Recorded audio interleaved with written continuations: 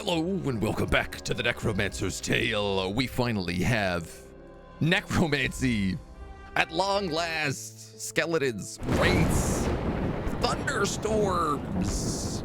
We're going out into the wild today. This is actually very fitting weather. It is pouring rain here today as well, which I feel like it has not been at all this summer. It has been a dry summer. Things we have to do today before we get to all of the good shenanigans like raising the dead. We've got to go to Garnet's at the Tavern. They said that they are like absolutely swamped because of the thunderstorm. We also have to go to the crypt to do a seance and raise some dead. And I believe my father's statue is completed. Yeah. Look at that handsome devil. Finally in place, a fast turnaround given how recent his death. I examined it closely. The face was his, but the frame was larger and more heroic. I wondered, especially given how quickly the artist made it, if it had originally been commissioned as a statue of my uncle. There was a plaque at the base. Zelig van Elstrix, hero of Rolstein, son of Marns. Well, that's nice. We do have to also go to the library today and talk up that doctor. Wow, Garnet's is never open in the morning, but I guess today it is. Erligan, hello. Definitely not a viewbot. Okay. I'll keep that in mind.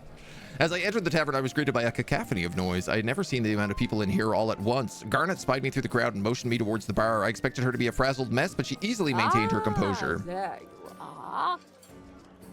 About time you showed up. This place is a powder keg. What with all the different types of mixing and this storm moving in. Keep them happy or I'll have to start bashing heads and tossing them into the street. It hurts my bottom line when I have to do that, so don't let them get too rowdy.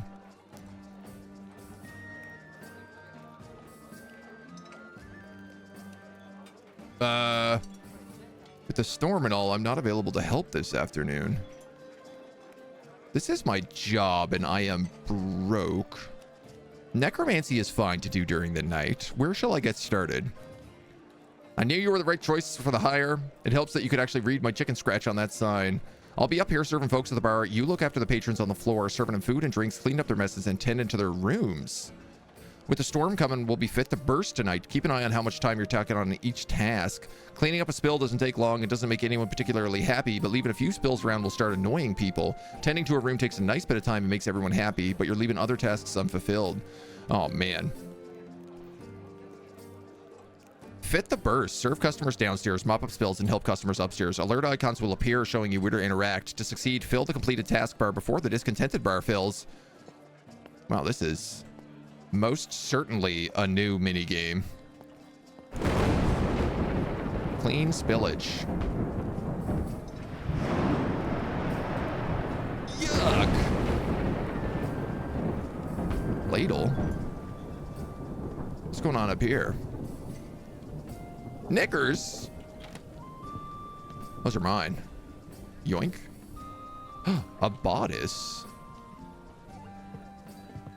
Well, I might as well steal everything, honestly. Pants?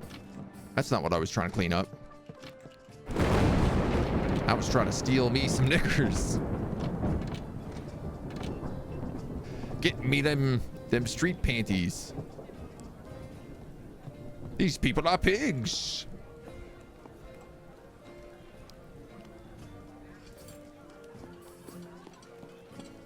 Wow, everybody is. Bring me some lager and a stew.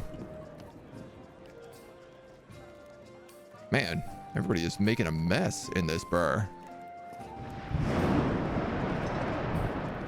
Get some lager and a stew. Serve this guy. A lull in the commotion gave me a chance to breathe. There were a few people I could talk to before more orders started coming in. Two ruffians, a group of Venetian sailors. Flip or rest.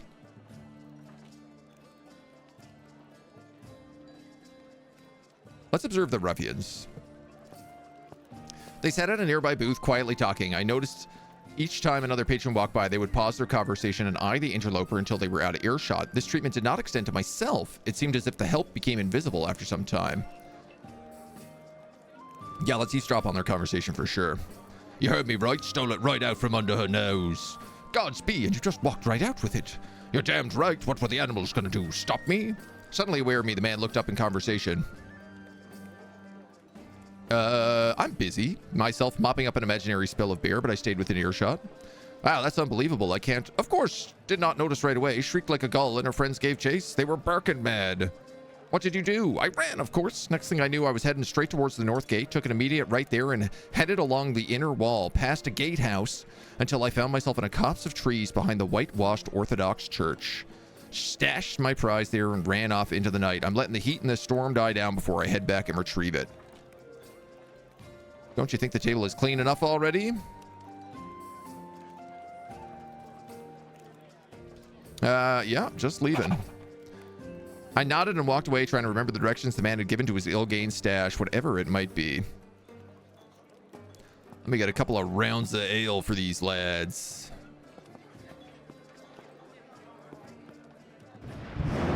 That should last them a few minutes. Man, there's a lot to do here. Can I get some roast pork?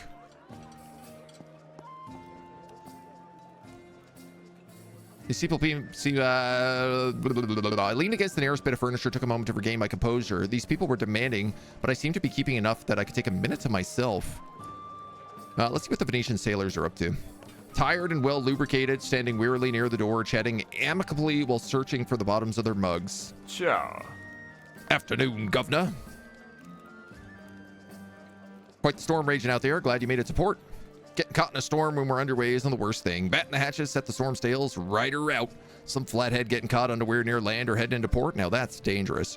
Heard a ship ran afoul as they enter port. Smashed real good. Stuck in dock for some time. Definitely not men of Venice. There are worse places to be moored at. Marnes isn't the liveliest of coastal towns, but you've got good taverns and even better drink. The group cheered at that, lifting their mugs in agreement. Doesn't hurt at all that the server's so easy on the odds. Dudes, everybody is hitting on Turg constantly. With a grin, the man let his eyes wander from the face and down across my body. His gaze lingered for a moment before he met my eyes once again, the smirk never leaving his face. Take a lot to impress someone like me, but a strapping sailor might have a chance. The man blushed as if not expecting his weak attempt at flattery to have any merit, but he recovered his voice quickly. Well, a hot as hell roots line boy who's up for some fun. It might be my lucky day. He moved in close and spoke in my ear. I'd be honored to get to know you better after your shift, lad, if you're willing. I can make sure it's worth your while. I am a noble. I am not some sort of dandy boy. I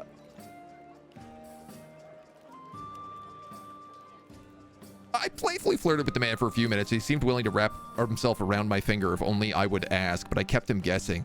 My thought here is, what if I sneak him off into private and then murder him and then turn him into a skeleton? Gordy, hello. Going back to animating the ones who were animating themselves before? Exactly, right? Money is money. Well, I don't know if that's true. Also, this gives me perks with outsiders. As fun as it was, I must make leave. The tavern won't care for itself. Perhaps I'll see you around later tonight. The man gulped and gave a quick nod, but I didn't have time to respond before I weaved my back into the crowded tavern. Okay, we better check the rooms upstairs. Assist a customer. Yeah, okay, you got a messy room here.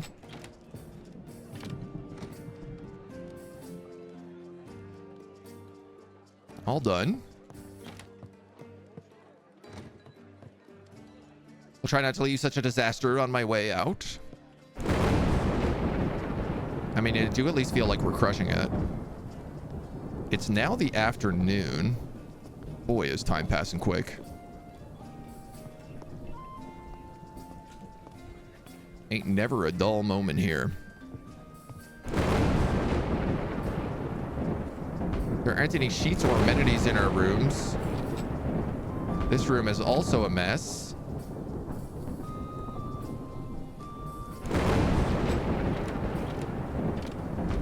Okay. We're almost done all the tasks, and the discontent is like not at all, so. A bead of sweat ran down my temple as I wiped it with the sleeve of my shirt. I couldn't let these animals see weakness or they'd pounce like predators. With their demands met for the briefest moment, I took a breath and a few moments to gather myself. Well, let's go talk to Flip. All right. If it isn't Lord Van Elstrix gracing us with his presence while the city is under siege by the forces of Poseidon himself.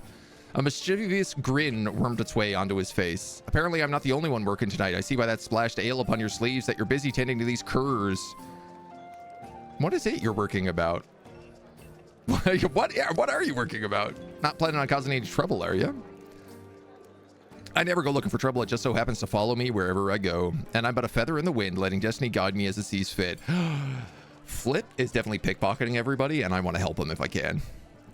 What are you up to? A tavern full of boisterous and nervous people. I see nothing but opportunity. Coin to be made, lasses to be wooed, pranks to be pulled. Whatever wonderful opportunity may land in my lap, I'll take it.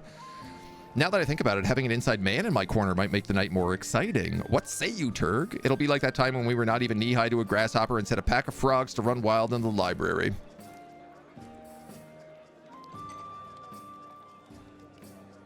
How could I say no to an opportunity to be mischievous with the legendary Flip? This guy is like my only chance for the seance right now, so... For all your fancy schooling, I knew you'd join me in another genius scheme. I need you to find me a ladle and a pair of ladies' knickers. Well, I actually have both of those things done. Bada bing, bada boom. Where's my man? Hello. The knickers were just a test. He disappeared into the crowd, brandishing the colorly implement above his head. Shortly thereafter, although the purpose of the ladle had not become apparent, Flip stumbled out of the crowd from the people chased by a large sailor and his compatriots. He bumped into me on his way past, shouting curses at the sailors as they pursued him out of the tavern and into the storm. I felt something heavy in my pocket and retrieved an ornate and wickedly serrated knife, which Flip had deposited on the person. Nice, dudes. Nice, dudes. I wonder if that's like a good weapon. You know what? We'll take a look for it after our shift. Discontent? Uh-oh. Who's discontent? How is there any discontent in this bar? This guy is red.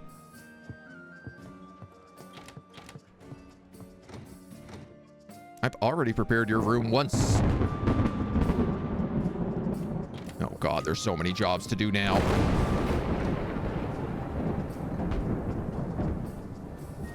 Clean, clean, clean, clean, clean, clean. That one feels like it didn't clean. The raucous crowd seems sated for the moment. Gaining equilibrium, their pressing concerns taken care of and their bellies full of ale. A commotion near the bar caught my attention. I elbowed my way through the crowd that had formed around the bar. Two men were at each other's throats. Jonas, one of the gate guards, was visibly intoxicated. Hi, guys. The other was Wolfgang, the wheelwright, seething with anger. Yes. Uh-oh. Say it again, coward, I dare you. I don't have to say it. Everybody, everybody knows. That's what I thought you'd say. Nothing but a coward and a drunk jumping at shadows, whinging at anyone that'll listen. Wolfgang is huge, but Jonas is with the military. Jonas looks taken aback for a moment at his adversary's words, his eyes narrowed to angry slits. The monsters and ghoulie that lurk at our gates are something any sane man should be afraid of. I'd rather be a drunken coward than some second-rate woodworker with a whore of a wife. Ooh. You'll pay with blood for your words. The burly man leapt at Jonas, and the two smashed against the bar before falling to the floor, entangled with each other's limbs, a drunken fistfight at its finest. As I stepped forward to do something about the two drunk men, I noticed that they're fighting. A glass had rocked off the bar and smashed into the face of a nearby sailor. A look of confusion and anger crossed his visage as he wiped frothy beers from his eyes. The rest of the tavern went quiet as the sailor stood there, beer dripping from his face. Something like this could easily lead to a full-on free-for-all. He slowly panned his eyes across the crowded tavern, paused for a moment considering his next move. Apparently, his backup had diminished since the last time he took stock, most of them having chased Flip out into the storm.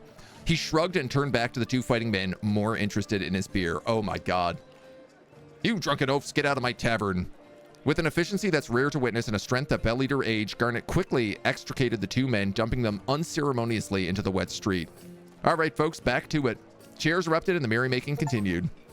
This place was a powder keg before you got here. I don't know what you would have done without you. For a pampered lord, you ain't half bad. She winked in a playful manner. No, go out and enjoy the rest of your night. Oh, and some handsome Italian boy left you a tiny little tip. Don't go breaking too many hearts out there. I could see the Venetian sailor was still near the door, drunker than ever and leering lustily at me.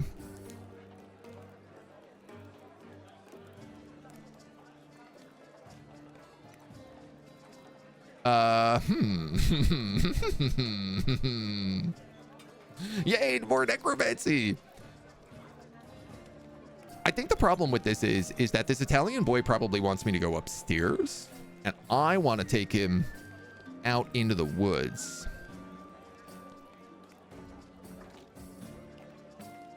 Damn you, handsome Italian boys. The glistering in your eyes says enough. It's just that I think we can murder this guy and make a skeleton out of him, and that sounds kind of like a fun plan. Let's take the pouch and saunter over to the man. Because it's nighttime, right? It's actually still the afternoon somehow. Also, I am sort of desperate for cash. He led me to his room. Uh-oh. Uh-oh. Oh, well, this escalated rapidly. We undressed one another and tumbled energetically out together on the bed while the storm raged outside. By the time we two had tired ourselves to the lust, the storm had blown itself out. I discovered his name was Batista. Thank you for the wonderful night, my love. Now the storm is gone. My ship will be away, and I must hasten to it. Perhaps I shall visit this place again and see you too. He kissed me one last time, tender and gentle, unlike the frenzied passion of the previous night. Then he pulled on clothes and left. Whoopsie. Ah, there you are. I know what you got up to. I was trying to sleep in the next room. Don't go getting my tavern into ill repute. How much money did I make? Not enough. I'm going to tell you that right now. Well. Hello. Oh my God. Sophia, I'm trying to go steal some stuff. I just walked about the entire city looking for you. Seems you can't stay put. That's not true. I was in the tavern banging a dude all night. She cut through the street like an arrow, impaling herself in my air. I immediately felt secretive and guilty. What had she found out? Fought back the urge to argue or flay. Oh, I'm just busy, that all. I can't spend my days idling about town. No, I've been restless lately, my friend. The rumors around you are starting to swirl. You're lucky to have a friend like me, someone to bring you back to everyday concerns. Why do I get the sense you want something? Because I do. Your company. You must know Dietrich and I are seeing more of each other, but he's not nearly seen as much of you lately. He's not one to impose himself, but wouldn't it be nice if we could spend time together, perhaps with a companion of yours? You and Annie certainly seem to be fond of another. She can round out the group. We can all meet at the Northgate Tavern this evening. Something a bit more upmarket than slumming it in Garnet's place. What do you say? If I wished to commune with the dead father, I needed a witness. I would find few people easier to convince than my friends, and few easier times than when they were out for an evening drinking. That sounds wonderful. Chapter 8. Wow, that was a really fast chapter. Okay, I need to go to the Northgate Tavern and head east until I reach the Orthodox Church.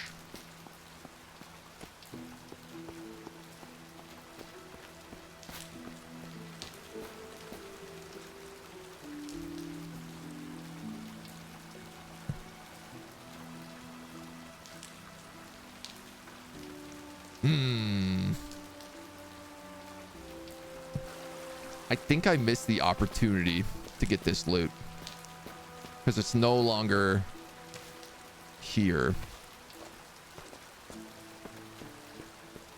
Oh, this is the Orthodox Church.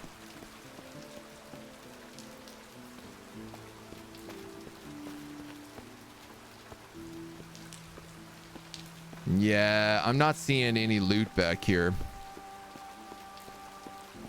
Damn. Maybe I shouldn't have slept with that handsome Italian man.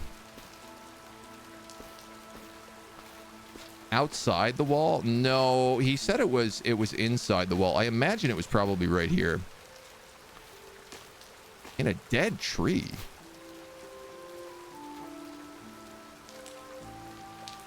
I don't remember that at all.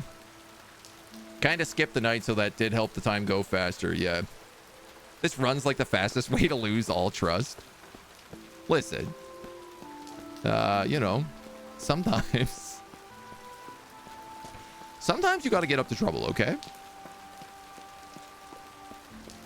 Gordy, take it easy, my dude. Father Constantine. What are you doing out here? All life is sacred in the eyes of the Lord. Don't call me your child, Constantine. It feels wrong, especially not with him wriggling around inside of me. I have to keep up appearances, Rosa. Someone might get the wrong idea. Oh, wow. You don't regret it, do you? It was wrong of me to give in to temptation, but I did so with the purest of intentions. It should move along with my duties, Rosa. It's unsafe for us to talk so publicly. They both glanced in my direction. Constantine spoke his next words loudly. Yes, yes, excuse me, and good day, madame. God bless you.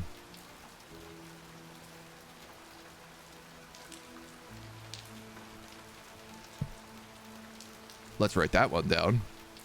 Rosa del Ferra, pregnant with priest Constantine's kid. You never know when you're going to need, like, the firstborn child of a priest. Just in case. Saw you talking to that priest. Doing his rounds. I noticed your hesitation. Do you tell the truth? You are astute, my lord. I must confess to you alone that he is the one whose seed grows inside of me. Please keep this to yourself. You have my word. +8 trust with outsiders, baby. All right, man. Where are we going right now?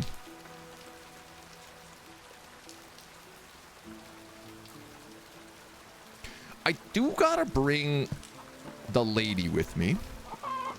Squark. Squark. Squark. I also feel like... Was there something you wanted, sir? Nope. I feel like we, like, sobered up her husband, so...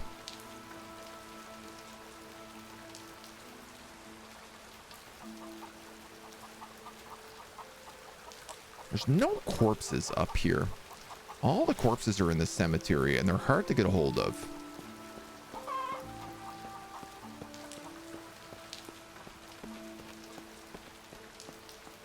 Let alone at night. But we already have everything we need from the crypt. This Garnet's Tavern is closed. What also sucks is I don't think we got paid for yesterday.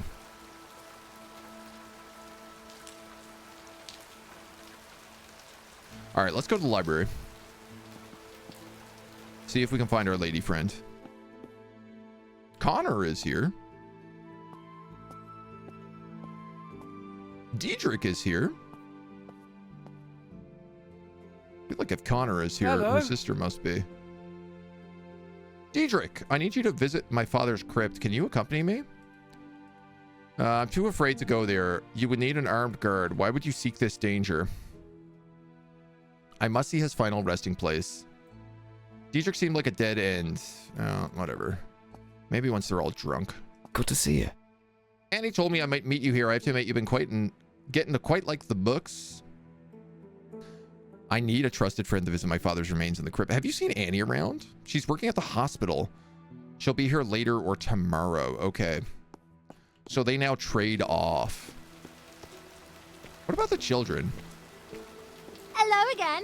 Hello, Robin. Hello again. Okay, it doesn't matter what kid you talk to. It's always Robin.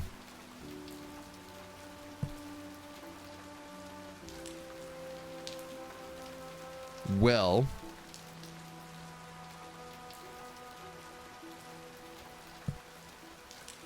let's what do we need for not this ritual? Spellbook. The Dominion of Phobos is the wand. Boil a mushroom of fey agaric in a pot of water while meditating through a hazel wand.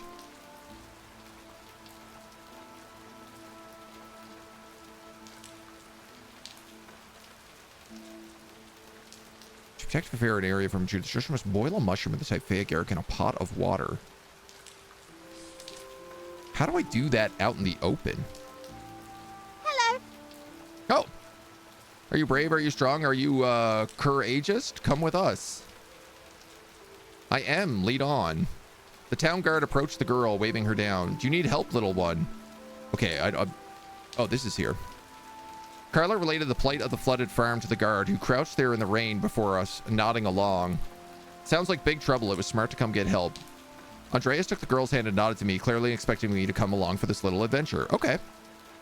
I reached down to offer the younger brother my hand. Uppies! Under Andreas' sharp gaze, I scooped the boy up in my arm. Together we braved the storm and followed Carla to her family farm. Well, hello. All I want to do was be a necromancer, and all I'm doing is going on dates, working at the bar, helping the children. Fly a Garrick the Mario mushroom? Yeah, we actually have some. We found some in the woods already. We just got to boil it. Carla, Mark, thank God you're all right. The farmer dropped to his knees, not caring for the mud or the heavy rain, saving it for his darling children. His wife, by contrast, paused before reaching out to rub her husband's back. This is the lady who hates our mom. They're very brave going to the town to fetch help. As Isaac questioned his daughter and Andreas did the best to defuse the situation, I could see the state of the farm was poor. The rain was threatening to flood the place, and it was eminently apparent that preparations were too slow. Have more come to help? From a ways back, the docksman Drago called out to Isaac and Hannah. Doubtless, he was about to be roped into assisting. Although I could surely slip away as soon as I wasn't being watched, being seen helping the needy is a useful way to polish up my reputation in Mearns. I waited while Carla related the grand epic of her journey to find help. Neither Andreas nor I corrected any of her more exaggerated claims. The farmer rose and shook my hand, and then Andreas's. You have my thanks. The children are brave, but I'm honest, we've fallen far behind. Managing to manage the flooding since we spent so much time searching for them. Take a look around and appreciate any help you can give before you must get to you and yours. Worker trust increased. Honestly, it's the morning. Grave robbing. What are you guys talking about? All right. Flip's dad is Drago? Oh, I love that. Drago's like the one dock worker I like. Now, of course it's probably garbage, Dad, but what if it isn't? I should go ask. And will knowing help you clear this any faster or turn the floodwaters away from the house? Like a clear ditch? I'll be damned. It's Turg. Would you lend us a hand? I certainly could have. I quickly realized that my own efforts, and if I could manage it getting Flip to focus on the task, would help the flood defense notably. I also know it would be far less work to get Flip to help carry the debris away right past the farmhouse. It was always tempting to look twice as good for half the work.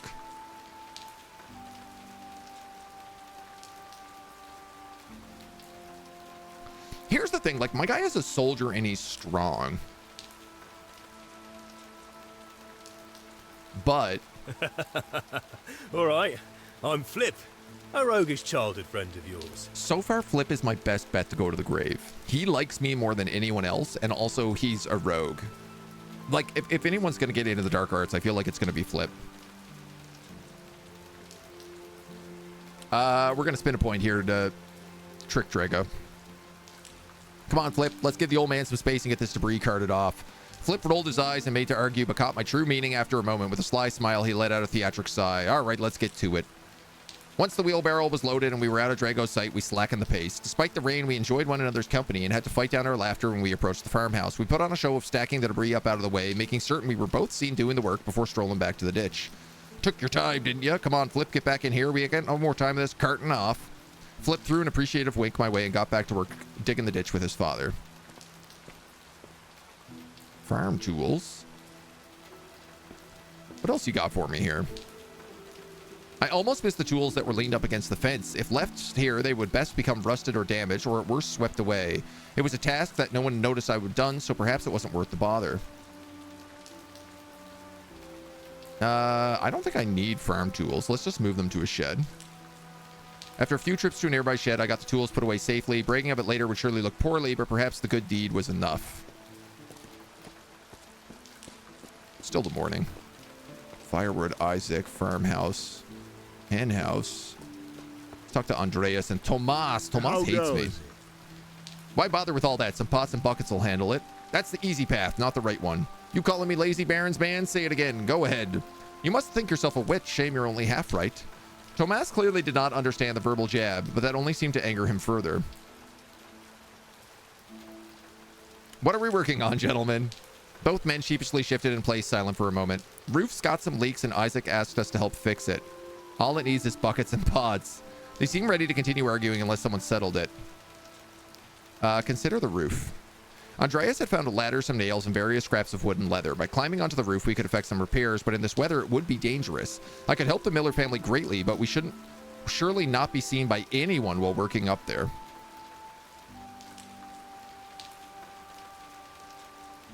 Consider my options. Consider the buckets.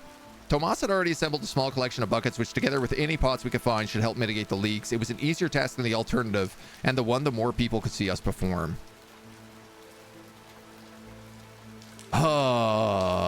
Yeah.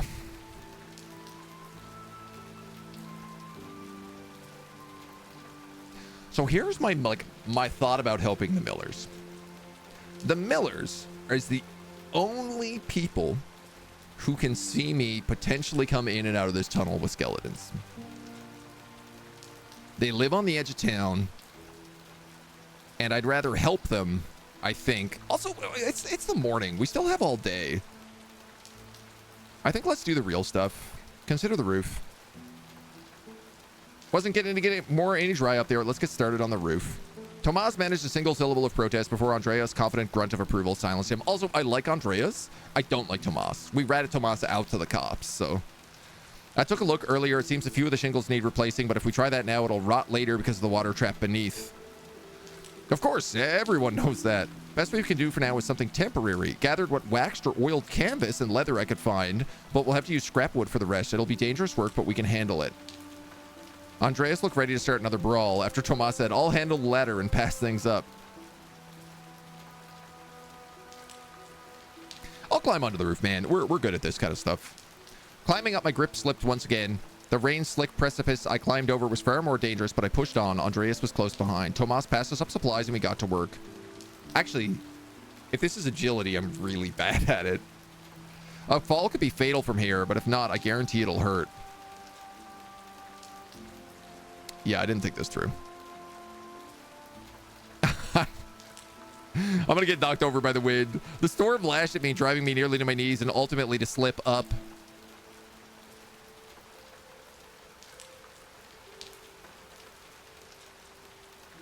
Interesting. I do get a second agility check. Catch myself or tumble. I feel like spending 1 point is not the worst.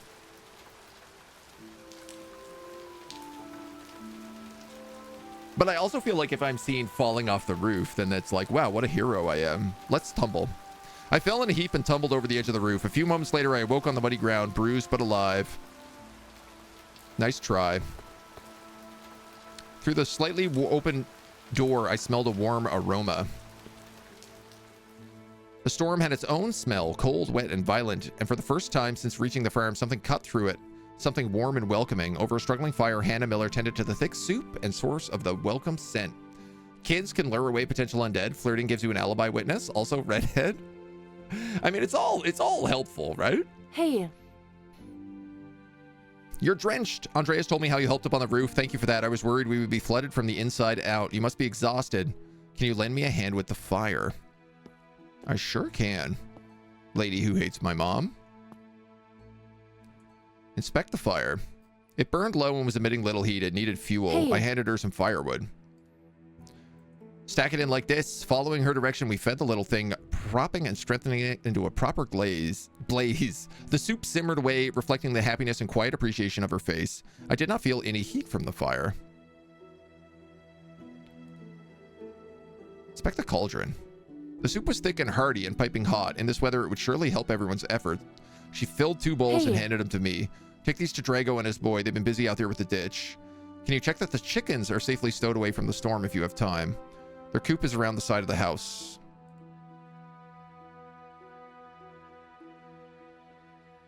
Oh, I can ask her about the skulls mounted on poles. We think something unsavory has moved in nearby, but we haven't found them. Also, do you just like my mom? It's complicated. She's a good woman. All right, well. Learned a little bit. Isaac and Carla are here. We'll talk to you in a moment. Let me get this steeping hot soup out here to the boys. Hello. Here's some soup from Hannah. They happily took the bowls as I handed them over and were quiet at first as they began to eagerly sip from the vessels. Before they were halfway done, could not contain the good cheer something warm and filling gave them. Not bad at all. That's the good stuff.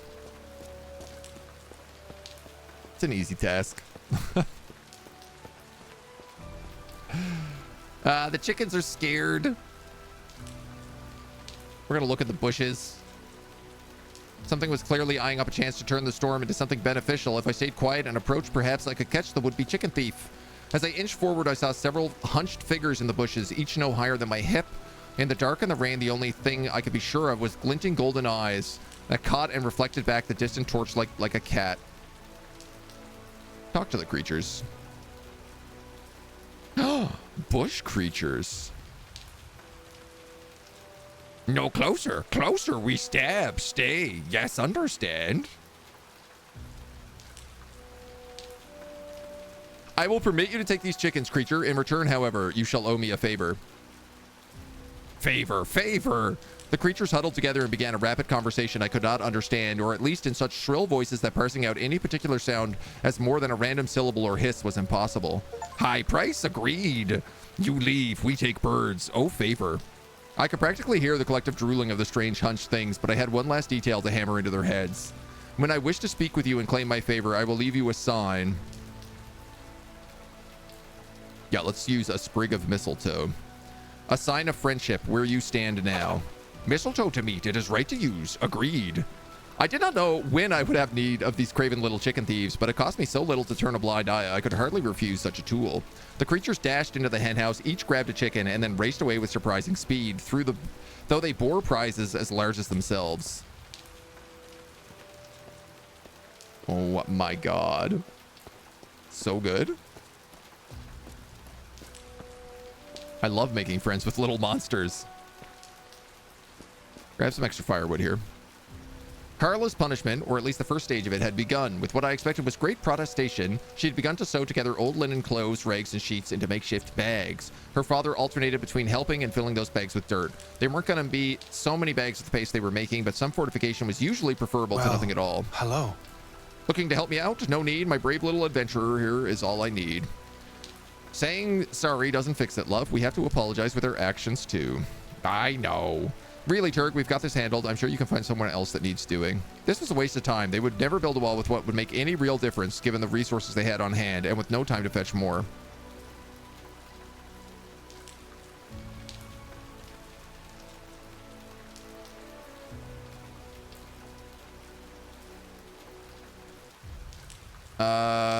I don't know. Are there other things? That looks like a dead cow out there. Okay. The roof and the ditch are both in need of work. One of the cows didn't come back. Might be right if she can find a safe place to hide if the flooding isn't too bad. But if you see her... Yeah, I'm going to take a wild guess and say it's this dead cow. Hey, mistletoe. Well, hello. Oh, I'm not leaving, man. Damn it. Thank you. Oh, I might roll back a save here. I didn't realize this was going to happen. There's enough quick saves, I think. Yeah, look, we quick saved just at the soup pot. I didn't think running off the farm like that would do it. Inspect the fire. Hey. Give him some firewood. It's burning well now. Inspect the cauldron. Take these to Drago and them. Talk to her about all that stuff. Nothing more to ask. Okay.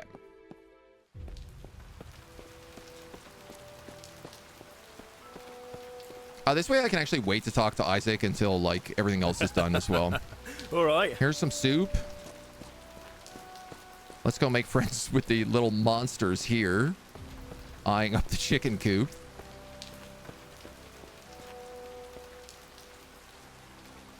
Notice something in the bushes. Talk to the creatures. Let them steal the chickens. Spend a point to trick them with mistletoe. And then let's go find this dead cow. A cow, presumably one of the millers, or at least used to be. Judging from the state of it, I assume some predator must have taken it down, stripped enough meat to satisfy itself, and fled from the storm to higher ground.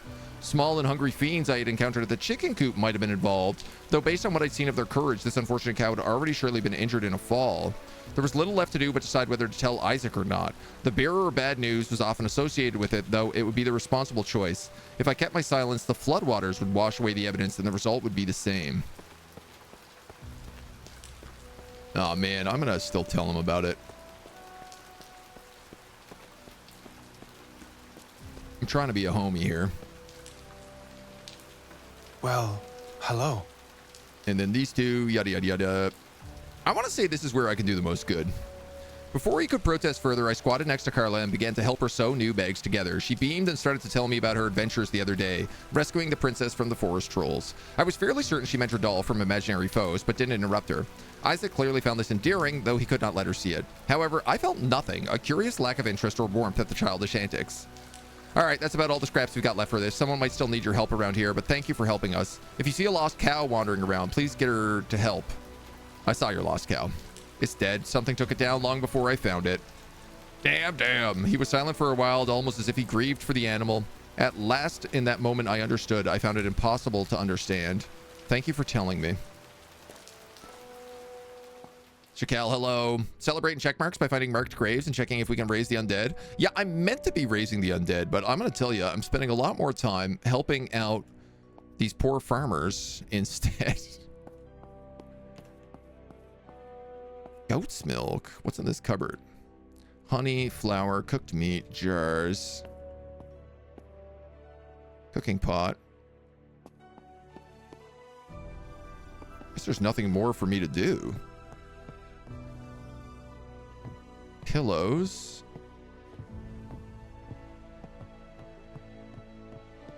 I guess that's it, right?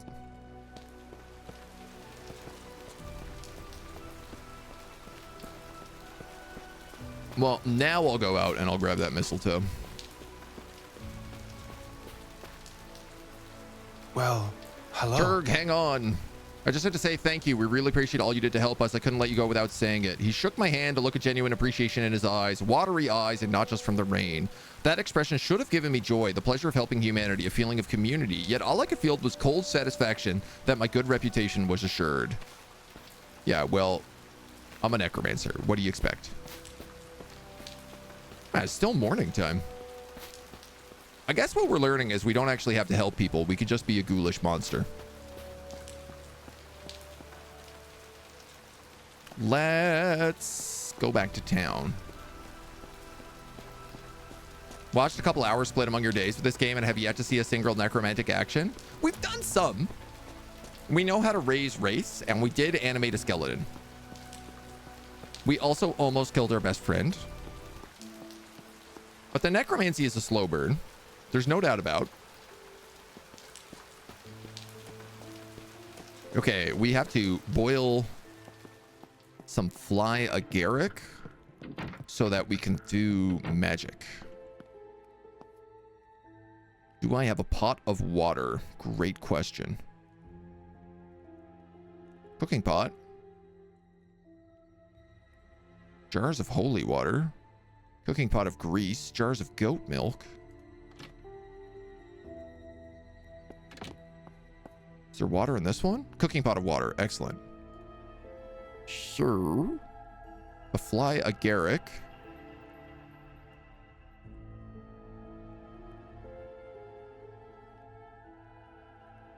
Do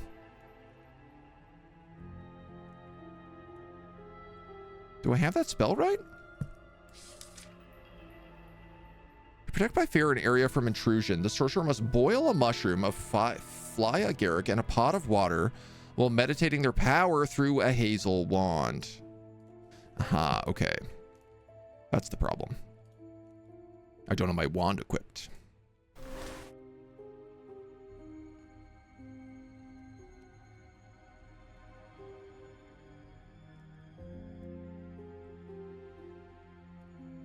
Is that the problem?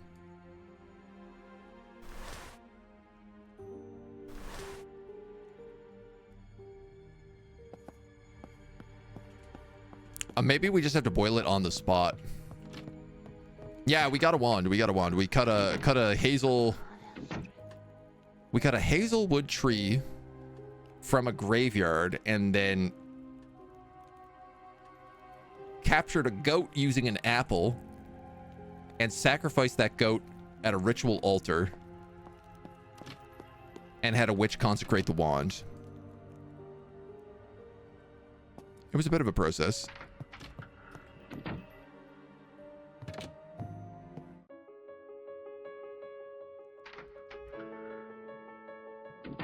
I like that we can still like sit here and play the piano.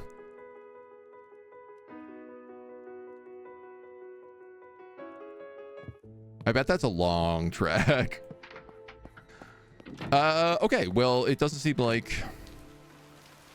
Let's pass time. Anna, Willem, who are these guys?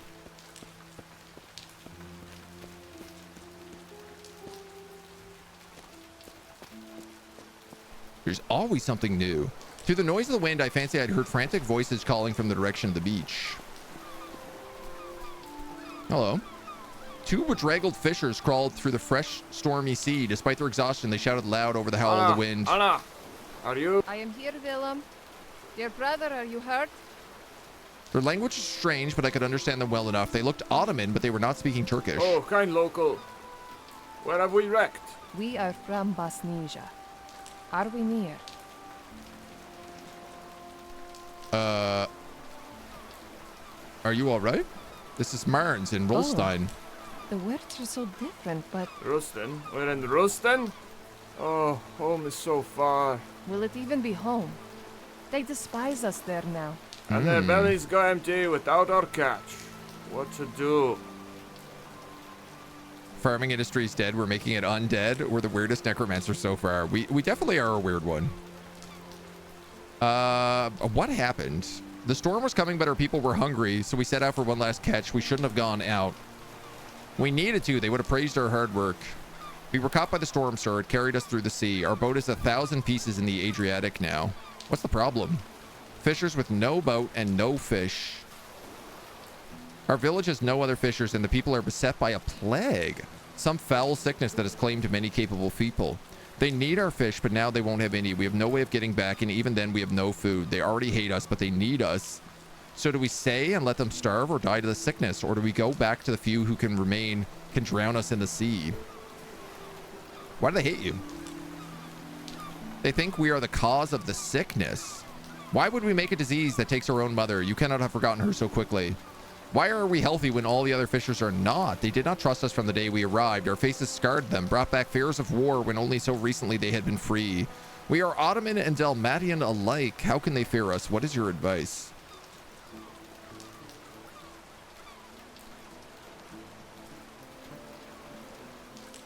Huh. I am Anna Bosnia, a fisherwoman. I am Willem of Vasanja, a fisherman. They think that they brought the plague.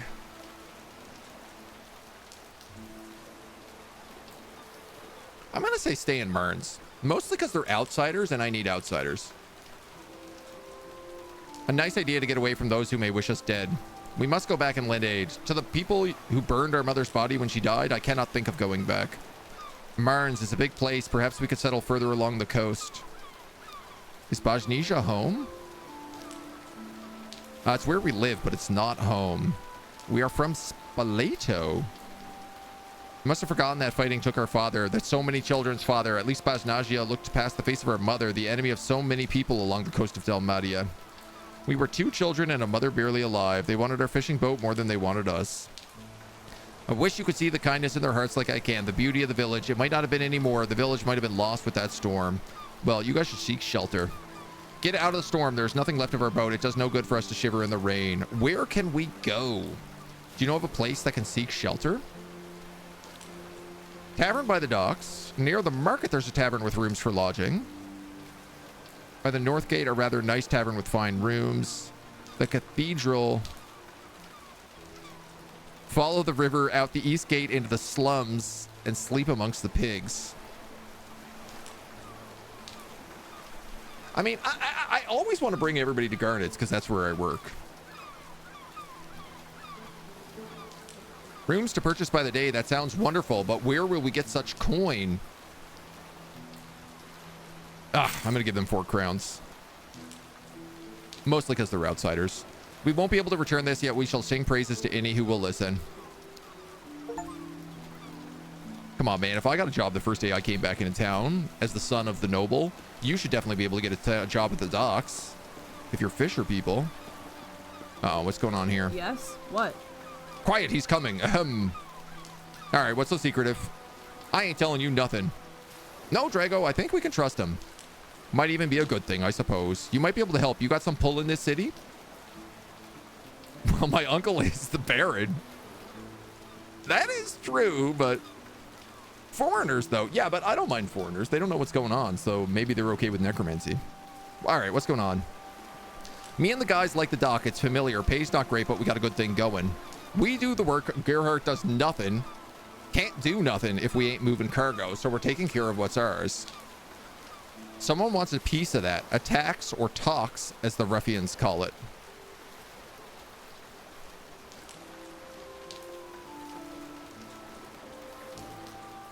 To shut you down? Someone wants control.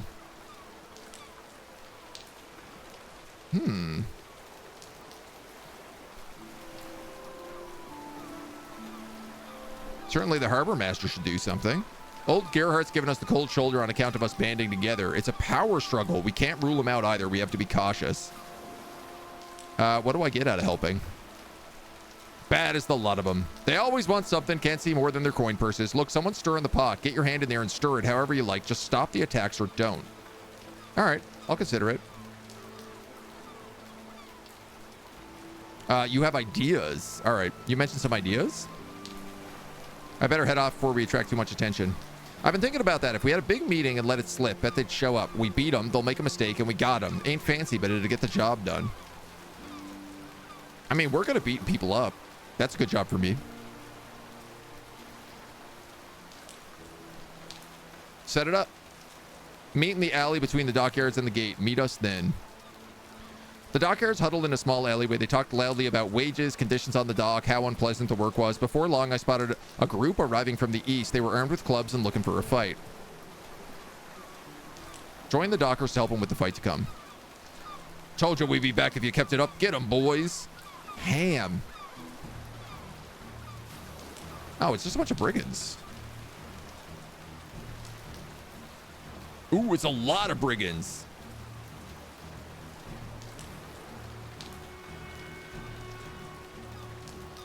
Here I am walking around with a wand. Should I summon a ghost in this fight?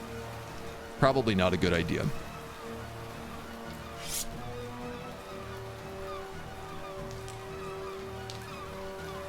I could use my gun. You know what, man? We've literally never shot the gun once. Let's try it.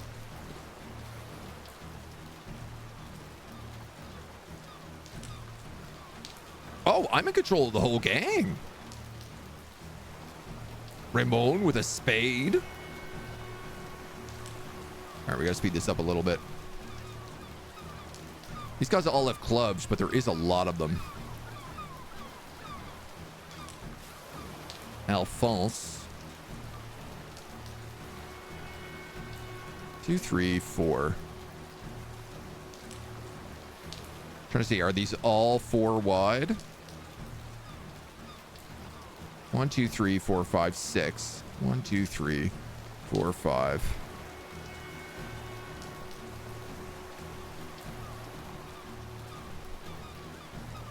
Drago up here with a club. Darius with a knife.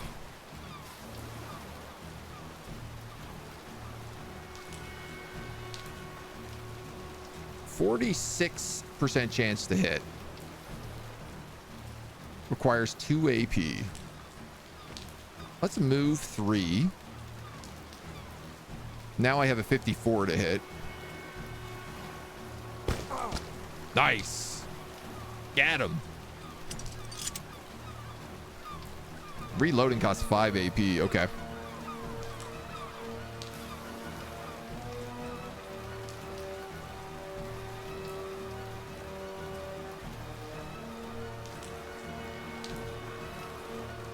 This is good. I can get another shot in and then probably switch my weapon.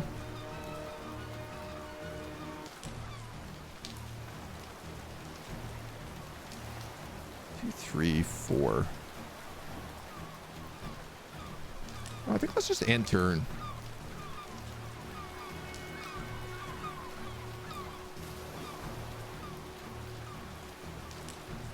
Let them come to me. Get the extra points.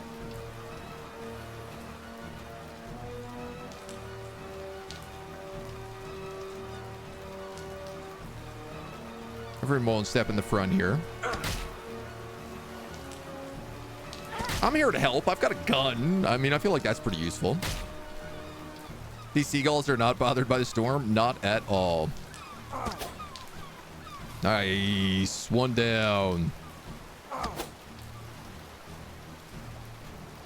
Now Fawn's doing damage with that spade.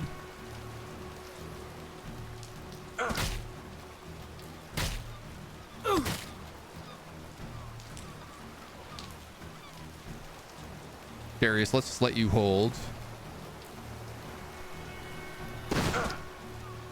Cat. Yeah, I have enough points I can actually fully reload here and then take another shot next turn. And seeing as I can't get close enough to actually do anything, it's a pretty good idea. That dude's dead. Ham's down. Yeah, we're crushing this.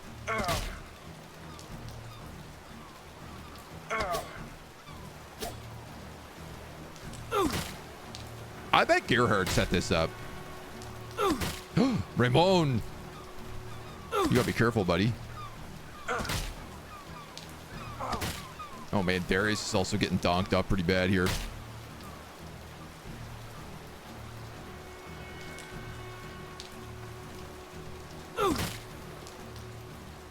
That was good.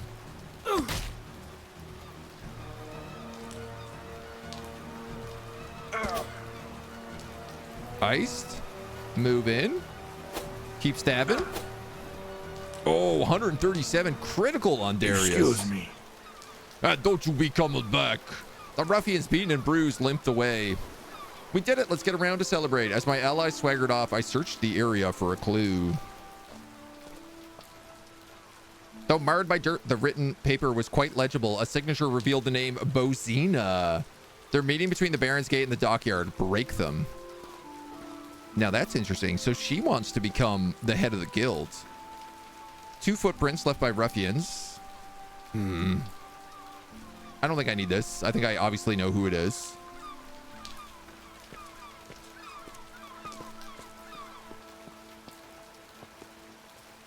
Heading northward.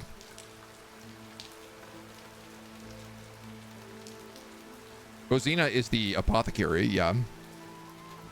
God, I'm not getting anywhere today. All those folks, those were all the dock workers. Let's talk about your involvement with the attacks on the Dockyard as of late. I don't know what you're talking about there. Attacks on the Dockyard. Why would I want to do that?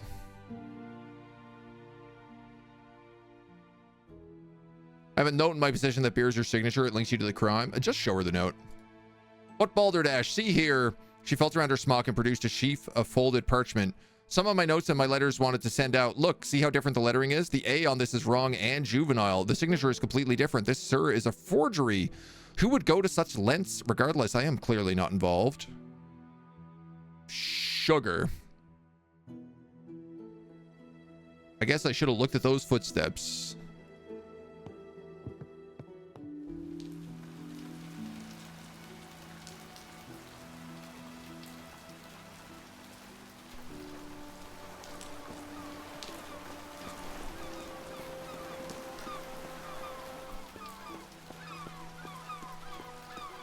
Are they all gone? I guess they are, right?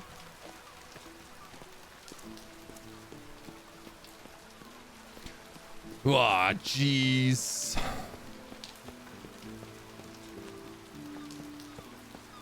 Thought I had a real plan there. Seemed like an obvious choice.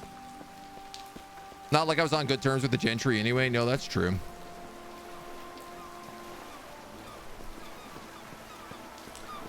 I mean, I feel like it was just Gerhardt doing a frame job, right? The barracks are close to civilians. Excuse me, my lord. What about our homie at the gate here? Oh, he's not even working here anymore.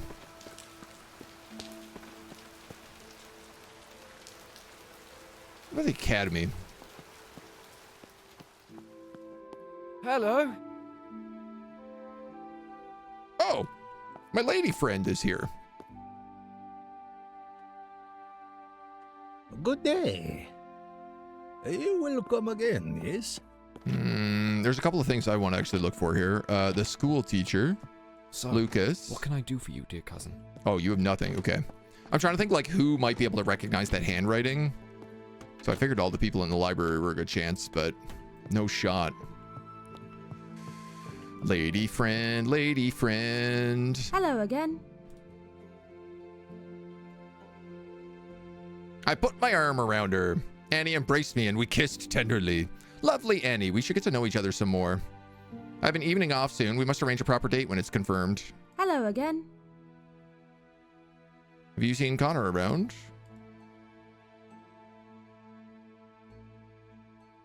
I am Annie, a healer from far off Ireland. Would you want to visit my father's remains in the crypt? I don't think this is gonna work. She's quite trusting, but she's not extremely trusting. I don't know that I would trust her with my necromancy. But also, I don't know, man. Like, she knows what's going on in the hospital.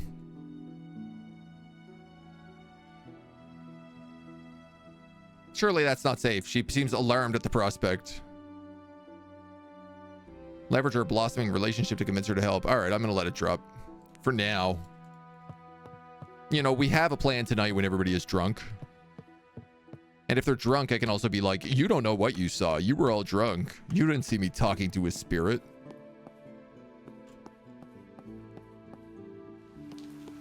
What sucks is like, man, I have like so many points already spent, and I'm gonna for sure need them to convince people.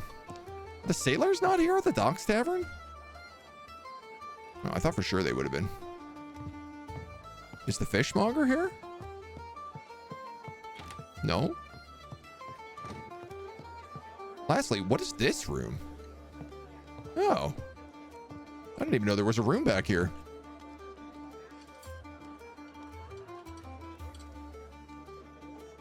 I'm not a courier. Get someone else to drop off your coat. The barman whirled around and tossed a threadbare coat at me. It was clearly too small for my stature. What's this about a coat? Some idiot handed me his coat, expecting me to deliver it to the docks where he's got a wardrobe waiting for his next ship.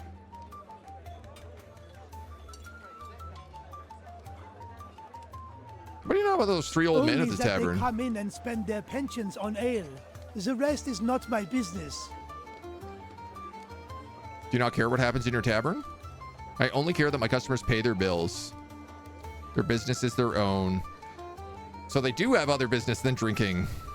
He leans forward, more annoyed than conspiratorial. He seems eager to bring this topic to a swift resolution. The three men dabble in strange occult curiosities. I've heard their muted whispers on the subject now and then. All right, this is not... I don't need to talk to him. Ruffians.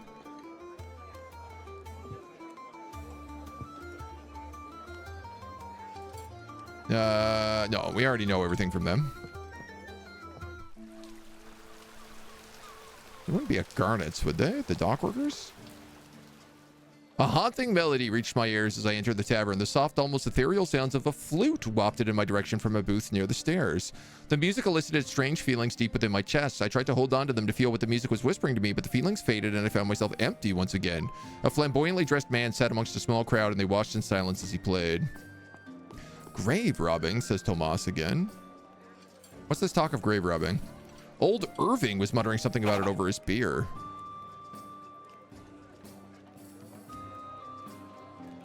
Yeah, I'm gonna talk to him. Who else is digging up bodies in this town? That's my thing. A bard continues playing his melancholic song, and I looked around the group as he'd gathered. They seemed almost entranced by his labors, spellbound from the sounds that flowed from his flute, and the melody slowly faded, the crowd came alive, and smattering of applause broke out amidst them. It seems we have another who appreciates the beautiful music composed by Dmitry Krasinov. The sonata is titled Heartbreak's Moon, and is one of my absolute favorites. I do hope you enjoyed it. No, this guy's insufferable. I am Elias Fanu, traveling bard. Let's kill him. It was quite beautiful, but it made me feel odd. Most listeners say it touches deep within their souls, a feeling of longing welling up inside them. It is said that Mr. Krasinov composed it the night he lost one of his children during childbirth. The sonata was found buried within his private collection and was never released to the public. This game truly has the most eclectic collection of voice actors I've ever heard. A look of embarrassment washed across the bard's face for a moment before he stood and bowed in an exaggerated fashion. I cocked my head in confusion at his antics. Apologies, but it seems as if I have you at a bit of a disadvantage. I am Elias Vanu, entertainer, musician, poet, or as these burly, uncouth ruffians like to say, a bard. I was told a young lord was spending his time here in exchange for monetary compensation. Oh no. Oh no, wait, that's somewhat correct. And unless my skill of deduction has failed me, you are Lord Van Elstrix, correct? Seems my reputation has preceded me. Nothing but good things, I assure you. The bard waved at the air as if attempts to clear of any doubts or misconceptions. An apology, and for only getting to listen to the remnants of Heartbreak Moon, I shall grant you the fortune of guiding the next portion of today's performance. Choose any topic, and I will do my best to tell you a tale, a poem, or a rhyme like no other. Barring, of course, my favorite subject, which just so happens to be quite frowned upon, banned even within Marnes. Are you a fan of the occult? This man must perish. Your favorite subject. Now you have me intrigued, Elias. You wouldn't be speaking of such things as magic, would you? I might be interested in tales of such things. Elias sighed dramatically, playing up with the part of a reluctant man, and spoke loudly. Another of you! I cannot bear to flout the rules within such a beautiful town as Mards. The bard leaned over then and spoke more quietly to me. Speak to the exotically dressed men who crowd around me. They have my terms. His eyes flicked almost imperceivably in the direction of the colorful Ottoman entourage, and then spoke aloud again. Let me tell you the tale of the Great Venetian War, something close to those of the very city. Yes, okay, very good. A bunch of soldiers dropped around wearing the Ottoman Empire garb, lavished and exotic, a bit out of place. What brings such fine soldiers to our fair city? Welcome. I paid up. This Muhammad Tucson. We stay to make safe the city for Pasha. Interesting. Important official from Constantine. Where is entertainment? Can you help me? Us. He would make a great and quiet skeleton. We need to make this happen. Have you heard about our Lord and Savior, the Lich King? I mean, he wouldn't be able to play the flute, but I bet he'd play a mean set of xylophones. Tosan. Not bother he with troubles. They debated for a moment in their native tongue. Tosan. He is, I think, boring? No. It is bored, I think. Boring. Boring. These guys are cute.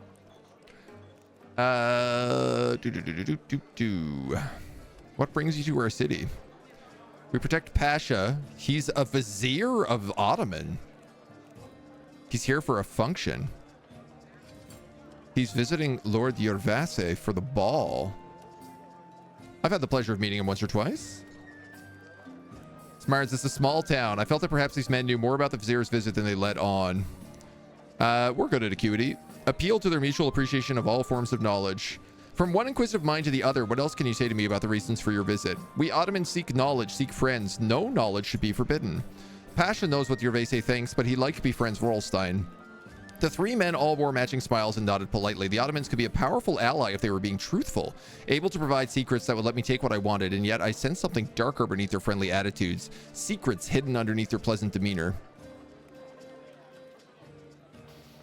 The bard mentioned you do private shows, tales of strange things. You speak of magic, correct? The man coughed and his eyes darted wearily about. His companion answered me in a quiet voice. Please speak small. How you say quiet. This is Marnes. What are your terms? A private show is not safe here. He wants a person of Marnes find place who owns it allow show. Why doesn't he perform a private show for the three of you? Why is a bigger venue needed? He wants an audience. He doesn't just perform just for good. He does it for fame. I know the city and know its populace well enough. I could organize a place for the Bard's private show. We need a big tavern with quiet folk.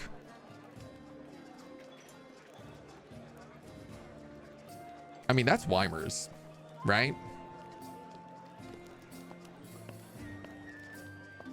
Ah, there you are. First, I'd like to collect my pay.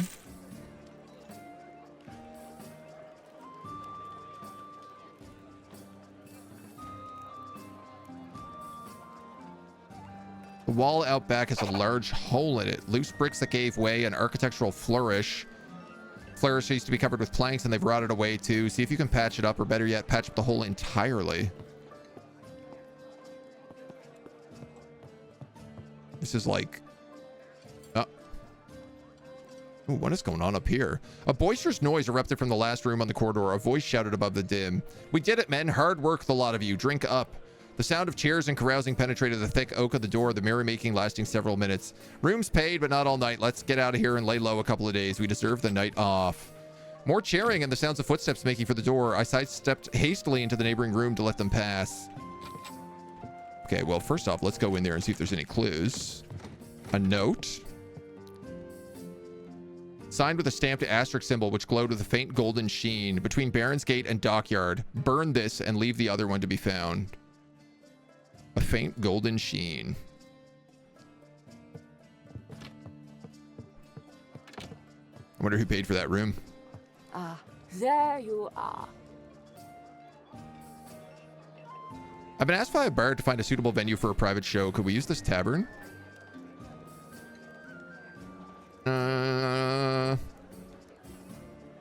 Poems and songs about esoteric topics to be kept discreet. I don't want any of that risky behavior. It's not worth it. We don't have that much space. All right. Ah, you know what? Weimer's literally has that back room I was just asking about that I was like, oh, I've never noticed this before. So at least we got a clue about those guys now.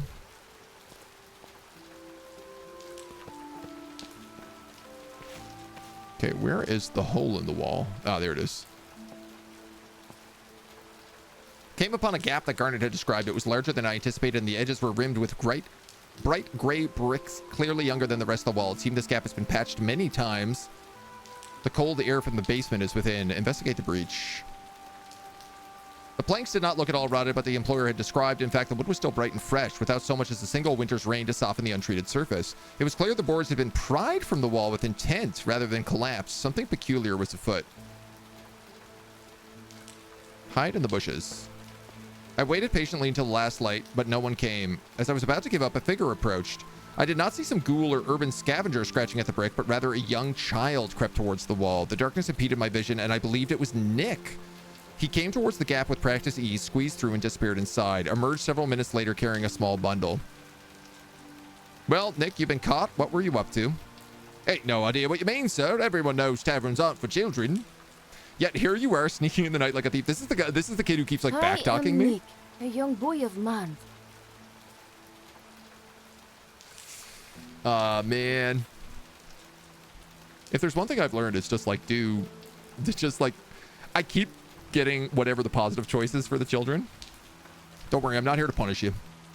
I wager old Garnet will be more forgiving than you think. God damn it, it's nighttime already.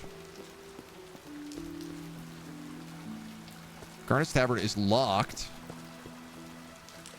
Jeez, man, I'm missing everything right now. We got to go to the Northgate Tavern. Oh my god, I missed my friendship date.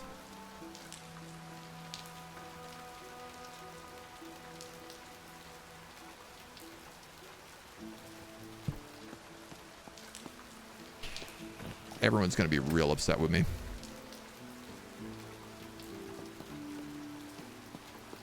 I'm not even allowed out the North Gate at this hour. Or the Dead Man's Gate. Can I go out the east gate? My lord. Can I leave the city? No. What about the north gate? Yes? What? Gates ain't open. Gates ain't open. Yes, because you opened them for me. Not today. God damn it, dudes. You really gonna make me murder someone in broad nightlight and then raise them from the dead within this graveyard?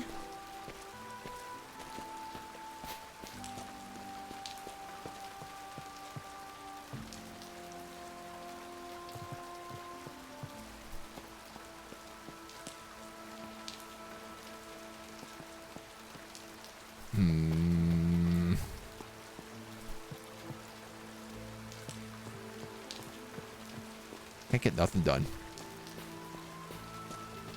Can't get nothing done in this damn town. What a waste of a day this was. All I want to do was raise some dead and speak to my dead father. I'm getting distracted, like literally non-stop. Sorry. I apparently have a boat here and a jetty. There's a spooky ghost. Okay, nothing else though. All right, let's go to bed. Maybe we'll have some good nightmares.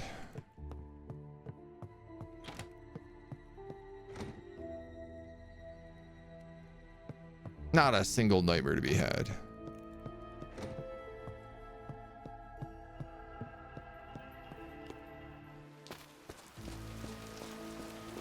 Okay, today we're getting things done. First off, we got to talk to Irving. Someone's been robbing graves and it's not me. What? I heard rumors of grave robbing. It's my business and I suppose the business of the authorities, but not yours. I'm merely worried for my family's crypt, my good man. Are my father's ashes safe? Safe enough, I'd say. In my experience, whole bodies are more valuable to people than piles of ash. With the latest thefts, I need to hurry to work at the cemetery, digging up the old graves for cremation.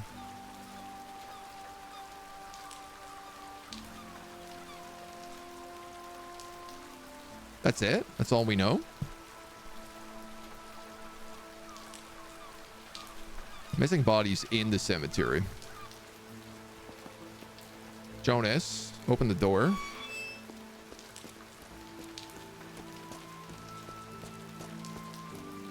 Let's look for some clues. Oh yeah, disturbed grave. Recently disturbed grave was obvious. The broken earth was dark and upturned, and though the groundskeeper had done their best to refill the pilfered hole, piles of dirt in the scraggly grass called attention to the site like a candle in the darkness. Familiar enough with the telltale signs of grave robbing to know what I was looking at. Someone had stolen a body from the grave, and that someone was not me. Surely there were more clues here that could give me indication as to the identity of the body snatcher. It seems Barnes was filled with more secrets than one person could unearth in a lifetime. Ain't that the truth, man? I can't get to half of the things that we find out about. I decided to look around.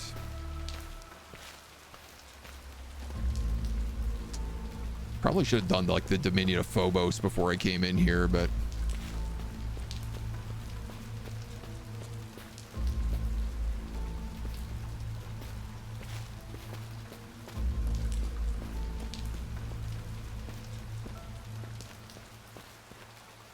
crypt.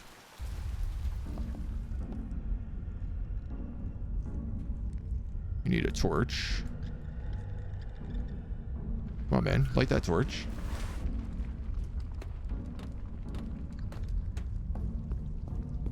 Yeah, we've been in this crypt. This crypt was full of ghouls. And still is filled with ghouls. It's a good place to get skeletons from.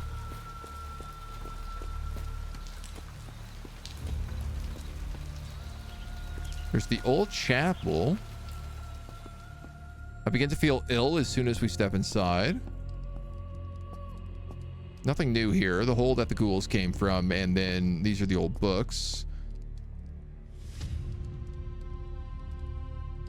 That was about Clarence Pugh, who's the wraith we have. Let the bodies leave the floor. Let the bodies leave the floor. Veramo, how we doing, dude? Glove. There we go. A thick leather glove lay discarded beside the bush. It was coated in dirt and bore strange splattered scarring.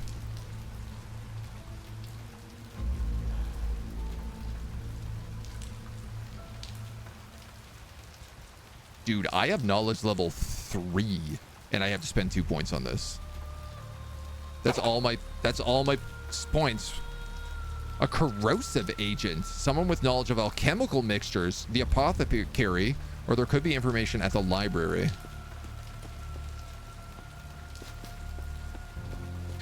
Okay.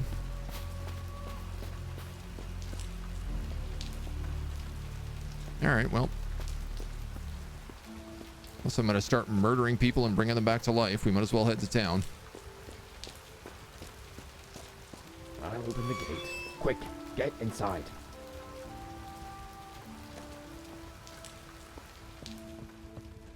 Okay, take this torch off. Oh yeah, here's the fancy knife we also just got. An ornate rigging knife stolen by Flip for some sailors. Melee does 20 damage.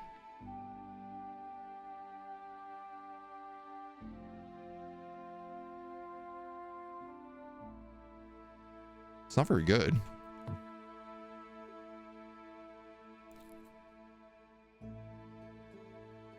Take a look at these 2 notes. Someone's trying to cause trouble for you. We did get this other one. Whatever do you mean? Oh my, I understand. Some third party was intended to accost dock workers and drop this note to incriminate me. Very sloppy work. Anyone can see these notes are written by the same hand. Oh. She pulls me to a nearby candle and waved the note, the one stamped with a star in front of the flame. The golden glint sparkled in the ink of the stamp. Gerhardt Oman, I was correct. That stain on the city of Mars. Do not repeat that, youngster. You see how this ink shines? It's almost certainly gilded ink. That's ink with a bit of gold powder mixed in. Only members of the golden ones have access, and in Mars that means Gerhardt the harbor master. This would be the leverage we need with the guild. I am Bajana, the apothecary. She hates me, man. I am Bajana, the apothecary. Why does everybody I'm between Gerhardt and Bozina and both of them hate me. Totally burnt out. Couldn't put both kids to bed before 3 a.m. Ooh, wow. Man, you think with the rain they'd go down easy, but hopefully you can take a nap later. Oh, I'd say you won't have any problem if you were up that late, my dude. What should I do with these? Turn the evidence over to the guards. The nice boy Andreas by the gate has the keep has been useful. I can present them to the guild, which will help me gain membership and put Gerhardt into disfavor. I could also confront the harbor master to do some profitable blackmailing.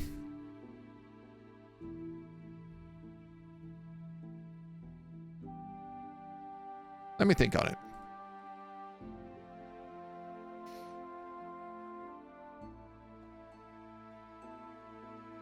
I don't suppose you know anything about alchemical scarring agents. Alchemy. Now there's a strange question from a lord such as yourself. It's strange, but it's important to my work.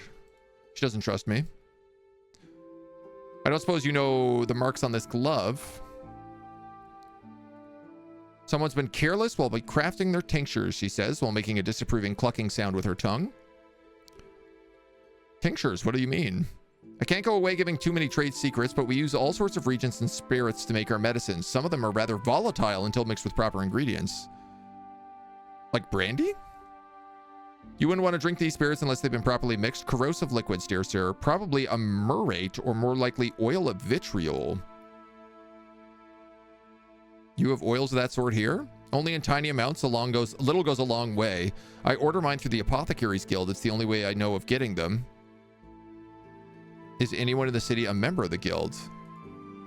Have any of your supplies gone missing lately? No, none are stolen.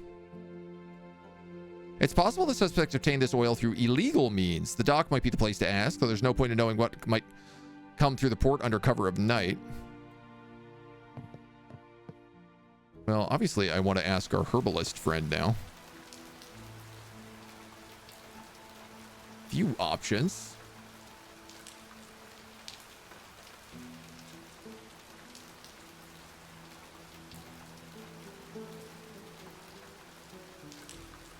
I'm trying to fix my sleep cycle with all sorts of methods. Doesn't seem to be working. Jarrison even weirder, bugged by that metric. Draz, hello. Welcome on in. Murate is hydrochloric acid. Oil of vitriol, I think, is sulfuric. Well, obviously, it would be the fishwife. How do we feel about blackmailing Gerhardt? I want to blackmail Gerhardt because I know that he owes us money and he keeps kicking us out. So I'm going to save.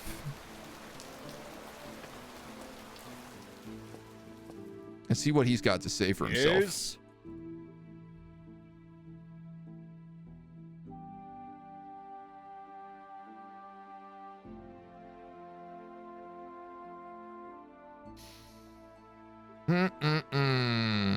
Shall we discuss your involvement with the ruffians accosting the dock workers?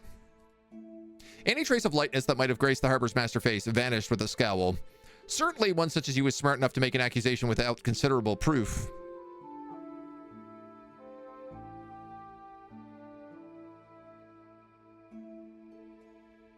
Your mistake was stamping this note with the guild's ink.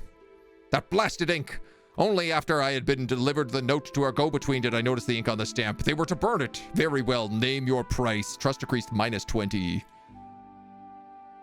My price? This is your blackmailing me, is it not? Whether or not I had been my intention, the idea now intrigued me. How much would a harbor master pay for a mere piece of paper? How much power did I wield over a man who controls so much? In any case, I was deep in at this point. I had no option but to find out. I think you can afford 100 crowns. 100, an outrageous sum. I will pay 50 for the page and no more.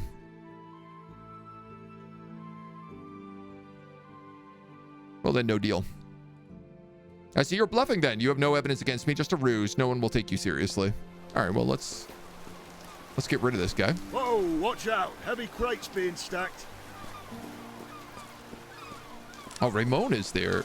I want to talk to him because he has become a new homie of mine. But he has nothing to say.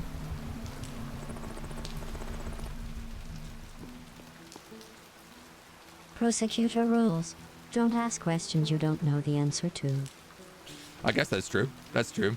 Do we already have some cute zombies? We have a ghost. And we did raise a skeleton, but I don't know what happened to him. The guard nodded at me. The Baron is still keeping his own counsel.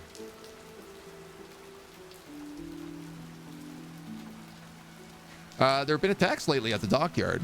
That's concerning, but the harbor master typically deals with such things himself. If you find proof or evidence about who might be able to be behind it, the guard might be able to act.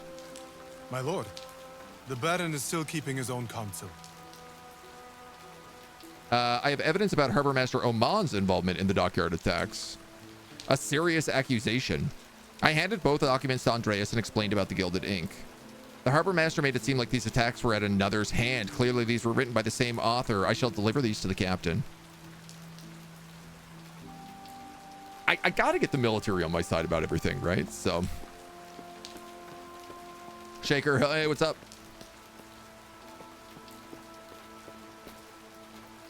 Which version of Skong were you beginning? Hollow Knight Silk or Hollow Knight Song? I won't be getting either, honestly. I probably won't play the game. Yes? What? Nothing against people who will be playing the game, but it just won't be me. Academy. So I did need to ask around here Hello. for things. Good day. You will come again, yes? Would Connor Good to know? see you.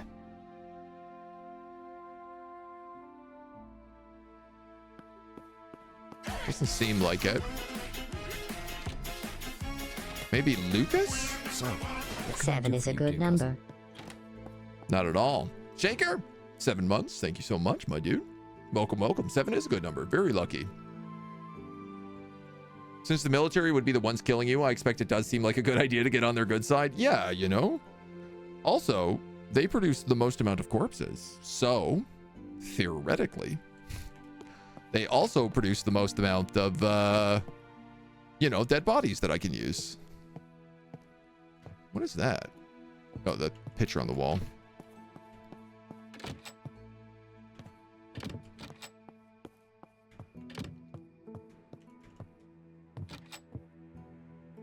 Unfortunate lady. This is just another picture.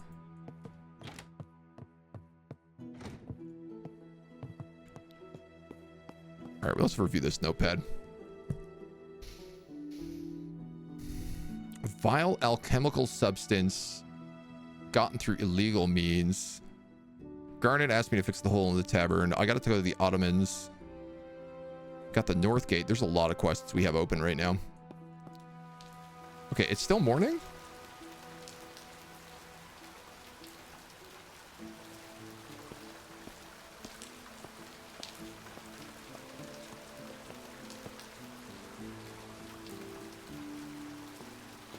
Just wondering if maybe these guys would have anything, but probably not. I think... Well, also, I haven't talked to the wheelwright in a long time. Oh, never mind. You have nothing to say?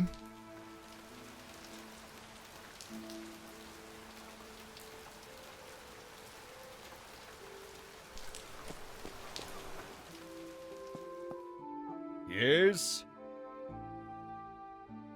What about that money you owe me? Just checking in. Just seeing. Weimer's is locked. Let's just wait. This is where everything we need to do is, so. How can I help you, boy? I don't suppose you've supplied anyone with oil of vitriol lately. Corrosive oil? Can't say I have any call for it. Fancy I could get it, though, if you need it. You in the market? It's the person I'm looking for, not the oil. Can't help you, lad.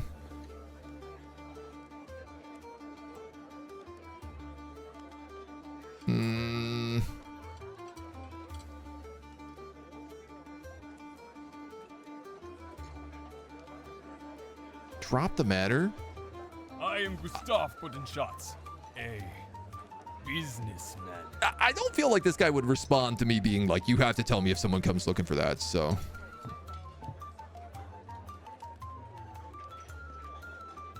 The old parable about the three most powerful men in the room, that the guard outside is the most powerful as they have the rifle and the sword, depending on the retelling. Don't like Hollow Knight at all, but in general, I dislike anything of platforming. Yeah, I honestly, I haven't played a lot of platformers. And like, as I've gotten older, it's been more about strategy games for me. I like the occasional platformer, but like, not a lot of them. And a Metroidvania, I generally don't have the patience for, so. Weimer. I've been asked by a bard to find a suitable venue for a private show. Could we use this tavern? The only space I might offer is upstairs, and that's been booked permanently. Might your prior customer take a fee for the short-term use of it? Is Alona, I believe you've met her. I'm sure you'll agree we should not even ask. All right.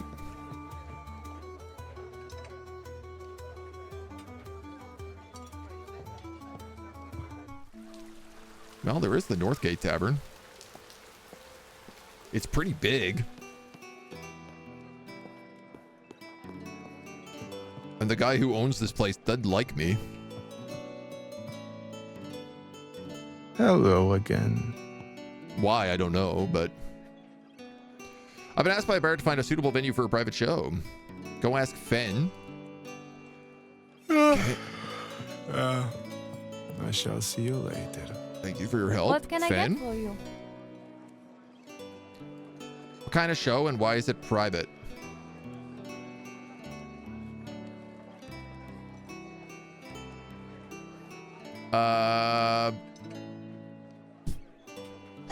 Do I just want to lie and just say it's not illegal?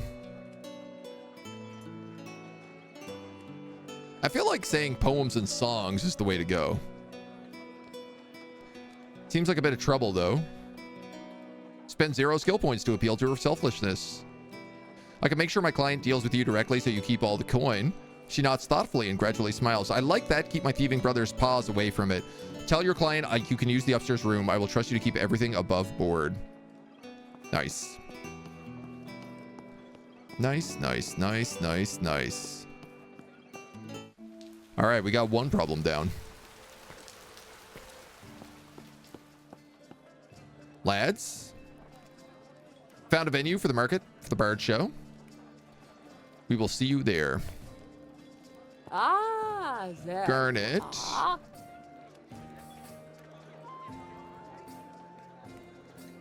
I haven't solved your problem. I just found a child who was robbing it. Oh, I still have to do this.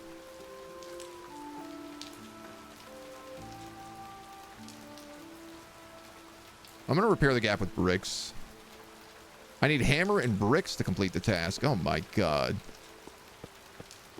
There's a tool vendor. Well, you're the pottery vendor. You probably have bricks. No. You're the hardware vendor. You definitely have a hammer. You also have bricks. Okay.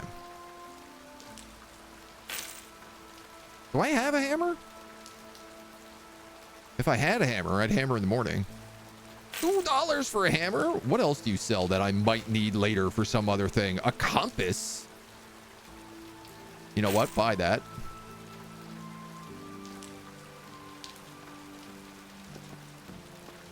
That's exactly the kind of thing that's going to solve a problem for me later. I say this until they make a Dune platformer. That's true. Am I still playing Dune? I really want to... I logged in the other day to like refill my generators. I haven't been playing a lot lately. Honestly, I haven't been playing a lot of anything recently outside of streams. But they just introduced like this new event into Dune where you can get like a turret for your base, and I really want to do that. They also just announced all like the season... Not season 2, but the chapter 2 content. So there's new storylines and stuff coming to Dune, and I'm really excited for those. All right, fix it up with bricks. The job was patched. I praise myself for the job well done. Well, that little kid's not getting in there now. Garnet, you better pay me damn well for that. Ah, there you are. All right, repaired that hole in the tavern wall. Did a proper job with bricks. That should stop any further trouble. Take the rest of the day off. I saw a young boy breaking in one of the orphans that Lucas tends to. He must have been very hungry. He's been sneaking in and pilfering your larder. Poor boy must not be getting enough to eat. You're not angry at a parent whose life robbed them, kid whose life robbed them of parents? Not likely. Perhaps we could give him something to do. I'll have word with Lucas, see about giving the boy some errands to run for me. Kid trust increase plus 10. There you are. Let's go.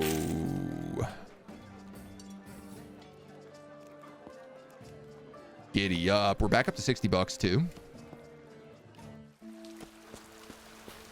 Now.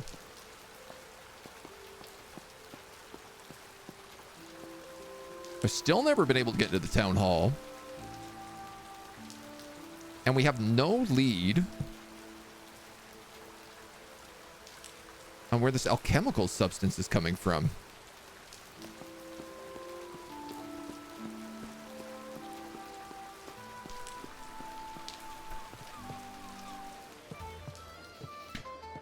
Oh, we could ask the fishwife though. Oh, she's here. Excellent.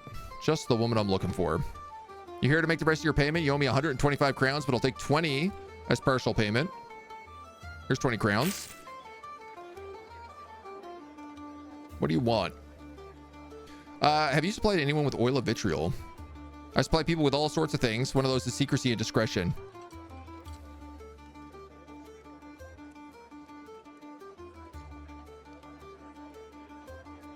Do I appeal to her profit? Or do I appeal to the necromancy? Yeah, Gustav downstairs said he could acquire it for me, but not that he had sold it to anybody. Check the sewers. I am Ilona, who they call the fishwife. I like how she's very trusting.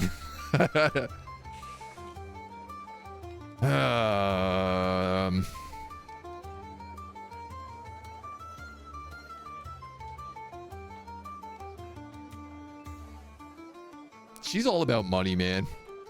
There might be some profit available to this investigation. We all have our hobbies. What my customers do with my goods is none of your business. She would have said the same thing otherwise. How much will it cost? 35 crowns.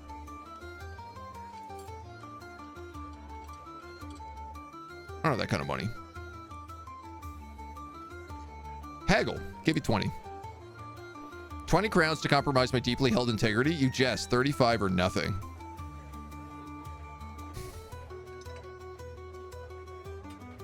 This is the only lead I have.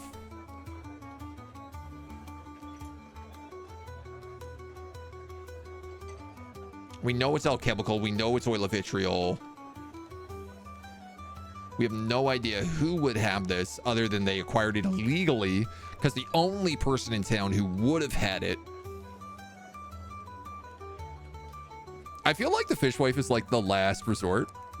It's like, oh, you've screwed up all the other skill checks? Well, if you have enough money, you can get the answer. We do need that info. Yeah, it's somebody else doing necromancy, so all right, I'm paying it.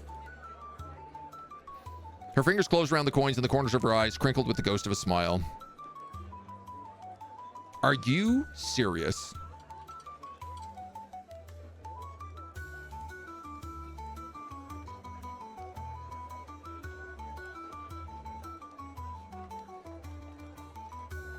That's all? That's what I just paid you a tidy sum for? My time is expensive.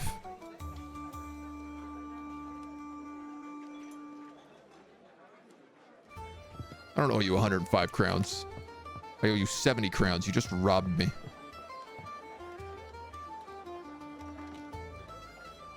You guys got nothing. Who are her competitors? God damn it. I cannot believe we just spent 35 gold on that.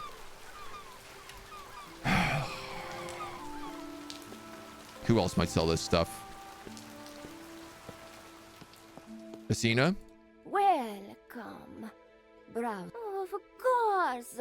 The best prices you can find in all of Mart. I have 5 coins left. What? Oh, I did spend 9 on a compass. I wanted to buy this coat.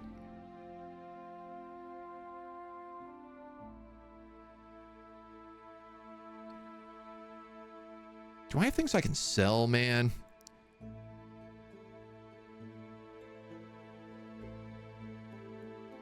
Copper bracelet, I guess.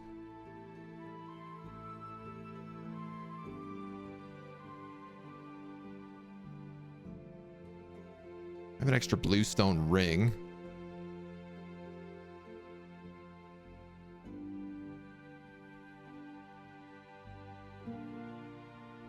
Brazier I need for wizard stuff.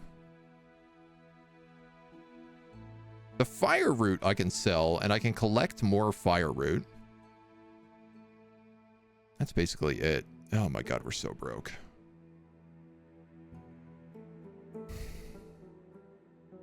Alright, well, I'm not buying a coat if I don't have the money for it. Fish Lady would make a lovely skeleton, wouldn't she?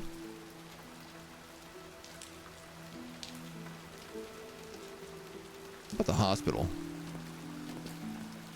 Also, can we just go in the hospital now? The lock had been changed. My keys are of no use. Sorry.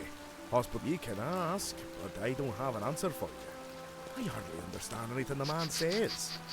Medical reasons. There. That's your answer. Welcome, sir. I have fabrics from across the known world. Linens from the Nile. Oh there, goodly sir. Can I interest well return when there is? What about the fortune teller? No. Fruits and vegetables wouldn't have it. Assorted goods.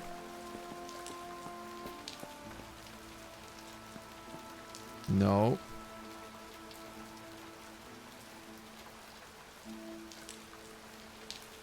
Who is her competition? We don't know of anyone else who's like smuggling goods other than, I guess, the docks, but oil of vitriol. Flip.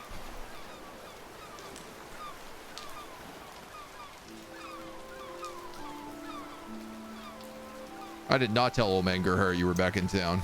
Goodbye. Drago? Excuse me. Aha. Where would one get oil of vitriol? I heard docks is the place. Corrosive subjects. Don't know anyone who sells that sort of thing. I'm Drago, a docker. Leaned on the trust he had for me. As a friend, Drago. You might ask around at Weimer's. There's a few there who are good at getting things, if you get me.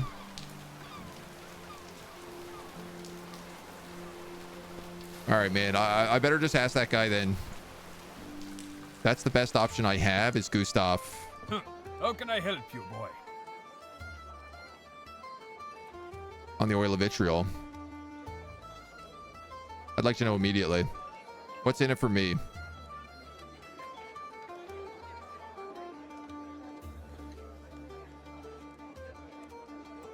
He's very trusting. Trust me, it's worth your while. Businessman. Nice try, kid. Oh my god, okay. How can I help you, boy?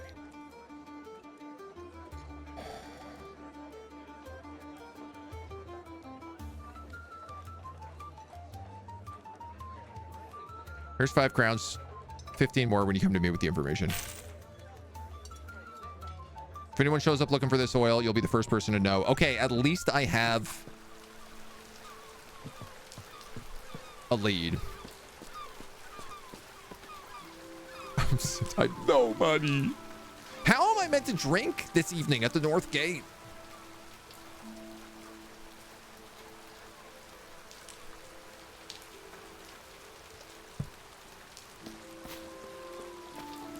How am I meant to do anything here?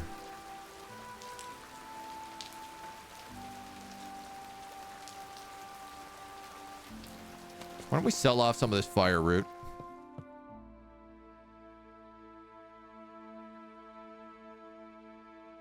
As you wish. No, she also sells mistletoe. That's good to know.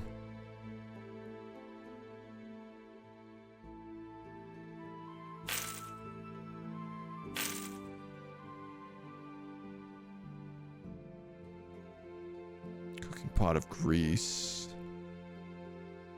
Scissors. Let's sort everything right now.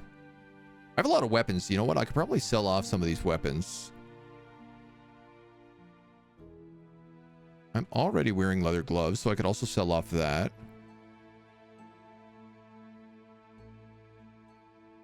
I have 2 pairs of scissors, so why don't we sell one of those?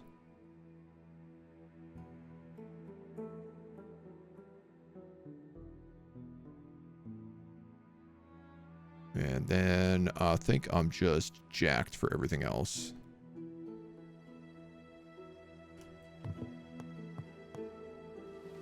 What about these notes I picked up from the doctor?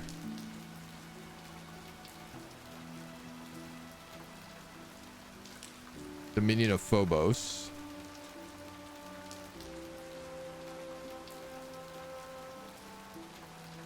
Okay, well, we already know that. A page written in Zoroastrian related to torpor. We haven't transcribed this one. Mushrooms of Rolstein. Purple cave mushrooms.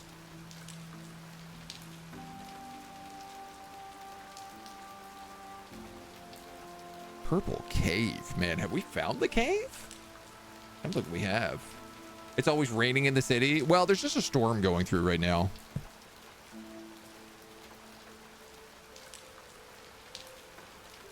Father's notes. Took up my spellbook and studied the torpor instructions. The loose page describes some kind of battle magic. Words of power for summoning a blast of poison. Learned poison blast. Sick. All right, well, that's a perk. I don't know if we can combine these as well. No, it doesn't look like it. That was a little extra something.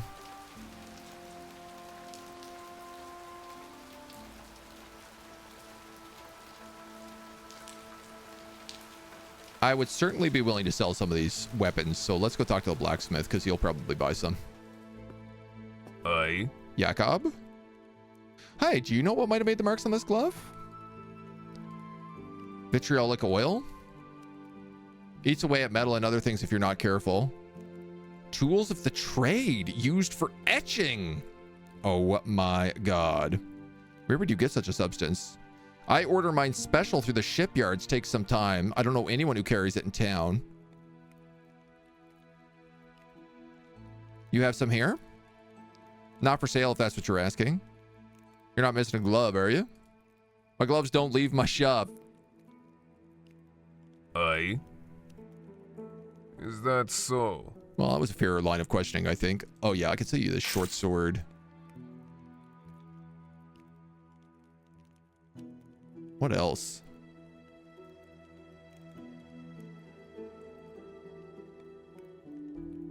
I feel like I could sell him this spear. 1 crown.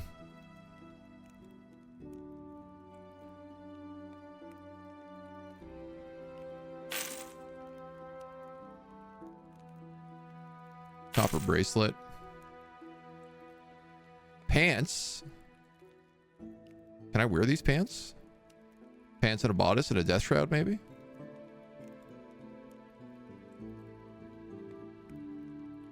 All right, well, we can keep the rest. We're back up a little bit of money here. Okay. That's enough we should be able to drink with.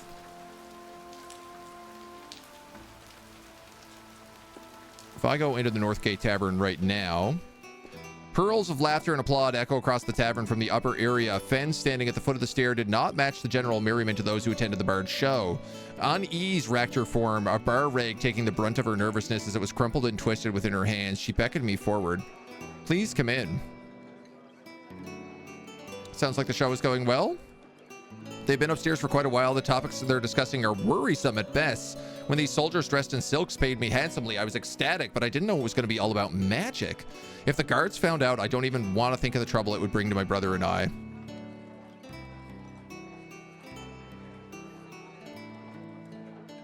I'll see what I can do. Try to get them to finish as soon as possible. I don't think I can take much more of this worrying. I'm not really worried about this. This is not a tavern I care about. Livy, how we doing? The bard held up a hand to quiet the crowd and then bowed where he sat with an enthusiastic flourish. Salutations, my lord. Looks as if the final member of tonight's show has arrived. Normally at this point I would delve into fanciful tales of dragons and knights and oh so shiny armor, but you, my friends, are special, chosen because you're open to the ways of the supernatural. I myself do not practice these arts. It's not for lack of trying, though my fingers flow across the flute and produce magical melodies. When set to the task of attempting to draw on my essence or perform feats beyond the normal man, to my chagrin, they do falter. The failure on my part, though, has opened another door to me, to spread word, to open the minds of those who are eager to learn what lies beyond the veil. Turg, sir, I owe you many thanks for helping organize this event, so I shall give you the honor of leading the next topic of discussion. Where shall we delve?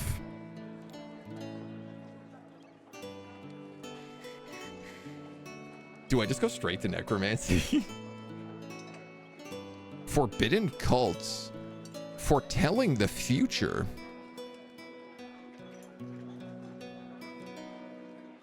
Who else is here? Other than the Ottomans. I probably should have looked around at who was in attendance.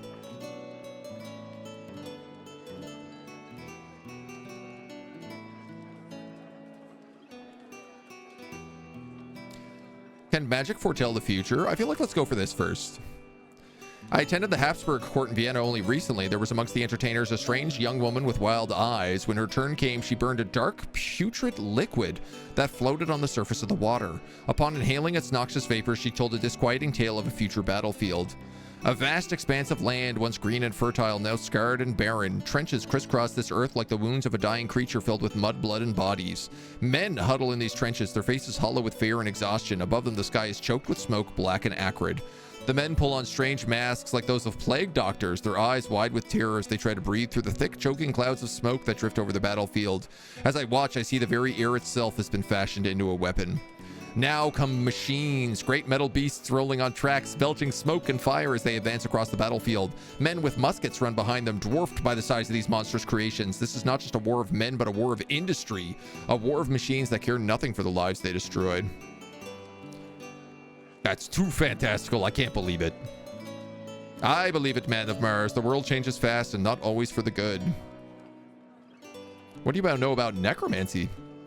In a town where even normal magics are frowned upon, you wish to go deeper still and head towards the darkest of arts. I shall tell you the true story of the Lich. Some years after the devastating war that ravaged between Rothstein and Venice, dark forces began to brew. It's rumored that the battlefields, saturated with the blood of countless souls, weakened the barrier between our world and that of the dead. The barrier was so thin that otherworldly beings began to claw their way into this world. Those entities are weak and fragile and not used to our reality.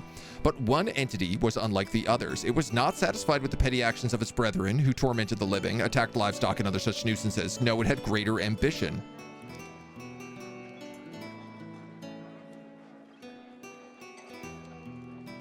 I'm gonna not interrupt yet. This was a lich, feeding off the death and destruction and sacrifice, the cowardice which the previous word wrought, and it grew in power, brewed spells as men brew beer, and their magics began to spread like a disease across the land. The dead crawled out of their graves, soldiers slain on battlefields stood and turned upon the men they once called brothers. The crowd sat in silence as the bard recounted a jumbled version of the Lich War of 6 years ago. They seemed unwilling to acknowledge or revisit the invisible and unhealed wounds of those cursed to live throughout those times. Eventually, the men read the room and faltered to a halt, looking around sheepishly. Let us find another topic to speak about, shall we? Some of the members of the audience shuffled about uneasy, looking at their feet.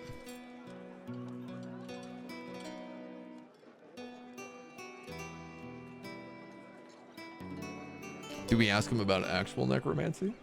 I feel like we're always just poking our nosy nose in more than we ever should. Let me see. Yes, ahem. In my life as an entertainer, I've traveled far and wide, from the Grand Canals of Amsterdam to the tiny town struggling of the Safayad, without even a well at their center. During these travels, I've encountered all manner of magical beings and creatures. One encounter stands above the rest. The evening, an acquaintance of mine attempted to perform a heinous act of magic. I will never forget it. Invited to a small hill on the outskirts of Bautzen in the dead of night, I found myself under a large and gnarled oak. Upon the largest branch, a section had been worn smooth and shiny through repeated use, where many a rope had been laid across to hoist the dam. With nary a warning, I found myself beset by a man I once called my friend. A sharp prick to my neck, and I found myself paralyzed, leaning against the gnarled hanging tree as if drunk, with a curse of poison placed upon my soul. Soon as I saw his true intentions as he brought forth a decaying corpse and laid it at my feet. His incantations were a blur of mumbling as he read from an old scroll. When the eyes of the madman, he produced a jagged dagger and spliced at my palm, letting my blood splash across the corpse's face. As the bard began to reach the climax of his story, which was outlawed within Marnes, he looked to me and I looked over to the gathered audience to see their reactions, a mix of close attention and uneasiness.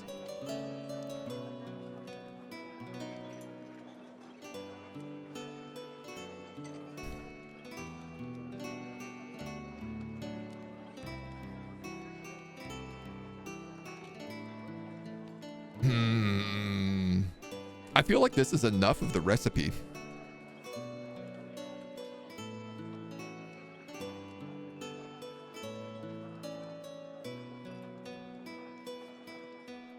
But I want to know what it makes. But also for sure the guards are going to come at the end of this. Do continue, man. He nodded at my approval and resumed his tale. With one last chant, which I will never forget, my erstwhile friend called to the sky, Mortuos resurge et imperios squibi sub poena exili aeterne. Much to my dread, the corpse began to seize and shake as if something from beyond were scrabbling away inside. It clambered to its rotten and oozing feet, unsteady in its new flesh, and then suddenly it lunged forward. Lucky for me, I had no loyalty to its master and sank its rotten teeth deep within its neck. I watched his face only inches from my own as the light faded from his eyes. I felt my body return to me and I ran into the night, not looking over my shoulder even once. A sudden silence hung in the air as the bard finished his tales. The chanted words pried at my mind as if they yearned to stay with me, echoing within my head. They sounded much like the other incantations that littered my book. Could they be used in a reanimation ritual? Or had they hindered the necromancer in his tale, leading to his demise?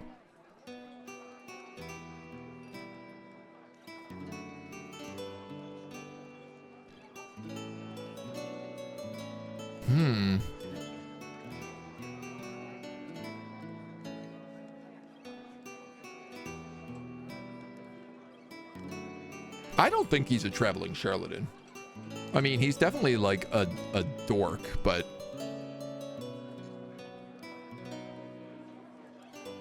I committed the words to memory. Repeated this into my mind as the words were cemented there. Our entertainer grinned at the shocked faces in the audience. What else should I speak of?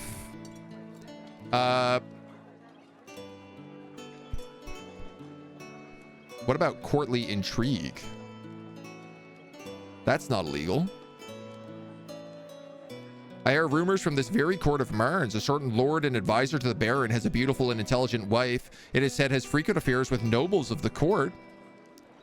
Let's move on. I think it's time we wrapped up this little show. I suppose so. As Elias launched into one last farewell, a disturbance from downstairs interrupted proceedings. A sudden crash echoed from the common room. Boots pounded against the wooden floor, crossing the tavern and up the stairs. By the order of Baron von Elstrix, this gathering has been deemed illegal and must be disbanded immediately, says Willard.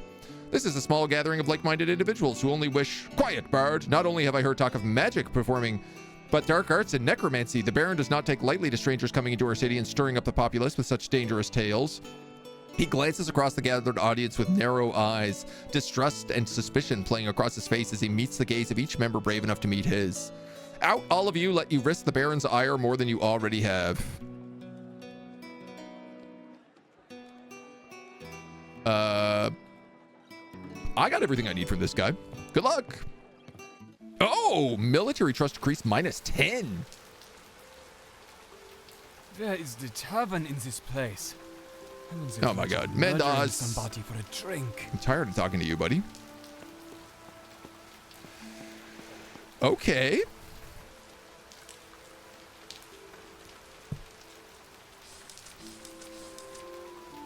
I'm kind of curious to see like whether or not those words come up here anywhere. I hope it doesn't screw up one of my rituals.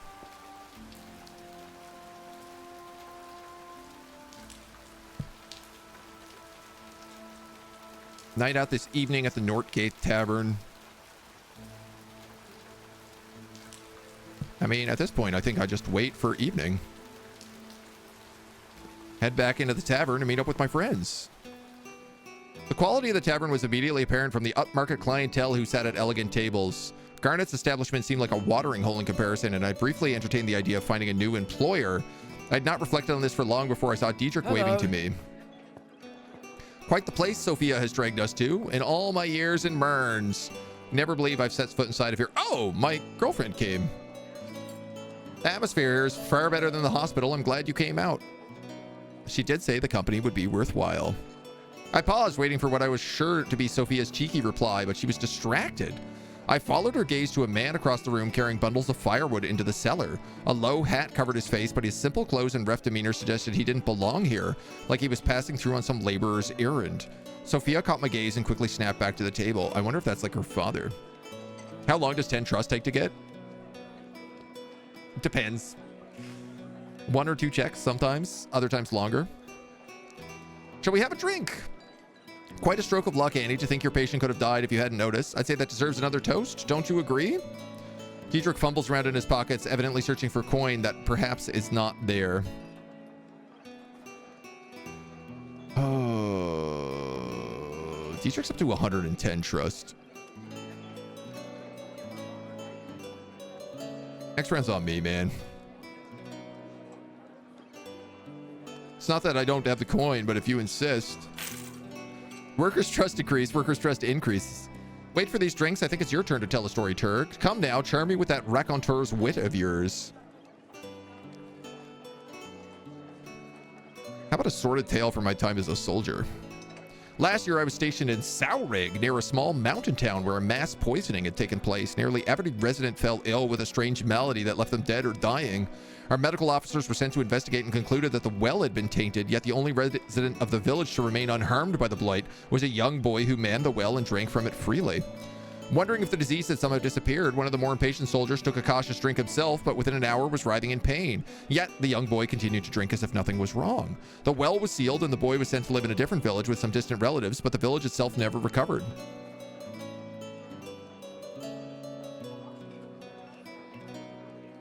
Was that the end of it? Ooh. That's the last I heard of the matter, or the village where the boy was sent suffered a similar mass poisoning. But this time when the soldiers went to investigate, there was no sign of the lad. I've not heard a tale like that in some time, but I've also not had a drink in quite a few minutes. Shall we see about another? The 4 of us continued to drink, each becoming more relaxed as the evening progressed. You can't have possibly thought that was a good idea. I thought Mother Superior wouldn't notice. It's all so preposterous, I must excuse myself for a moment. Sophia left and the three of us continued to drink and chat, with Annie prodding Dietrich for details about his blossoming relationship with Sophia. For his part, Dietrich smiled and conveyed only what modesty permitted. It was only after some time that I began to scan the tavern for Sophia and spotted her near the cellar door, speaking with the man who caught her attention earlier.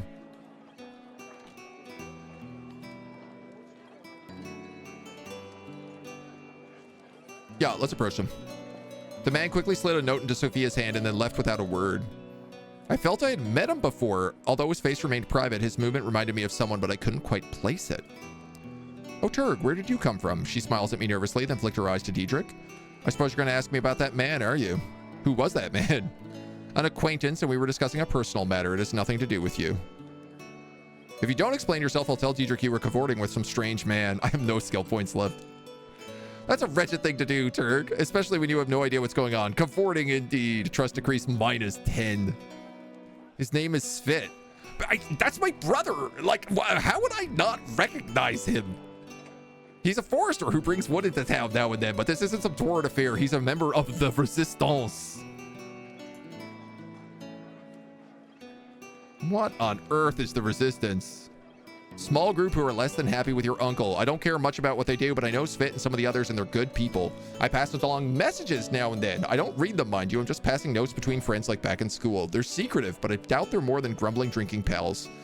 I told you it was nothing. Now can we please get back to an otherwise lovely evening? That's a good little... Because I hate my uncle too, secretly. We don't know why yet, but if Svit hates them as well, right? Am I out of crowns again? Oh, dude, I'm constantly broke. I just live in a perpetual state of being broke. Yeah, that was worth -10 for sure. I expected my grandmother to be furious, but she just laughed and told me that's how chicken stands. Oh man, we haven't visited Dietrich's grandmother in a while. She might actually know about oil of vitriol. I didn't even think about that. Despite the pointless drivel Dietrich sprouted, all three of them laughed and Sophia placed an affectionate hand on his arm. Annie smiled at me and I did my best to smile back, but my mind was elsewhere. I could sense the evening was drawing to a close and I still had no witness for the seance. I would have to recruit one of them quickly. 104.99.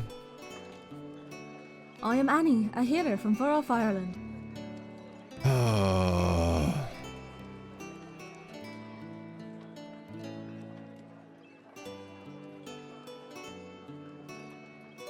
After knocking Dietrich out, I feel like bad what I did to him before.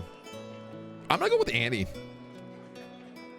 She's new. We know her the least. Privately, I suppose the evening is winding in that direction. I'm intrigued. Remember, this is a respectable place, you two. Please keep it all above board. We stepped away to share a private moment, but my face must have betrayed my less than romantic interest. You look like a ship's anchor on your shoulder.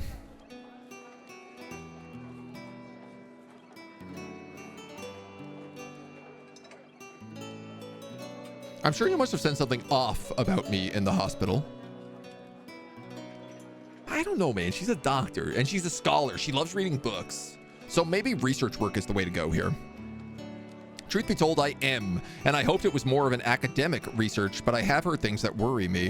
Do you mean to tell me you've been delving into the arcane? Would that bother you? I won't deny the natural intrigue, but I also won't deny the risk. My interests have been taken on a practical form. I believe I found a way to commune with the dead and thus to contact my father, but the ritual I wish to prepare requires a witness, someone to see me through the night. Skill check convince level 4. I have 0 skill points. You work to mend bodies, why not minds as well? Did you not take an oath to help those in need?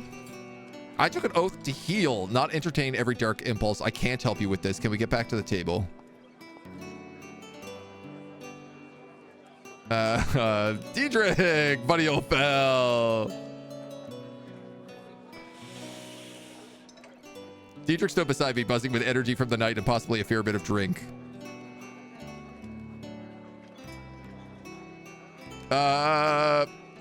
A fine evening, ultimately a mere distraction. I have something serious to discuss with you. His smile dropped. Oh, it's about that. Yes, I've heard things, noticed them. Sophia's noticed them, and I've heard from her. And that accident I had at your house that landed me in the hospital. You got to be careful who you talk to with this sort of business, Turg. There's a lot of people in Rolstein still scared from the wars. Are you one of those people, Dietrich? No. You think what I'm doing is a bad idea. It's not that exactly, but it's not popular with everyone. Of course you don't need to worry about me. I'm your friend. In that case, you should know I've uncovered a ritual that might let me talk with the dead. Think of all the things you could see with your help. The writhing dead. The world beyond your own. Does it not interest you? It terrifies me. I'm sorry. I'm not the person for this. God damn it, dude. Sophia? We have a quick word. Oh, man.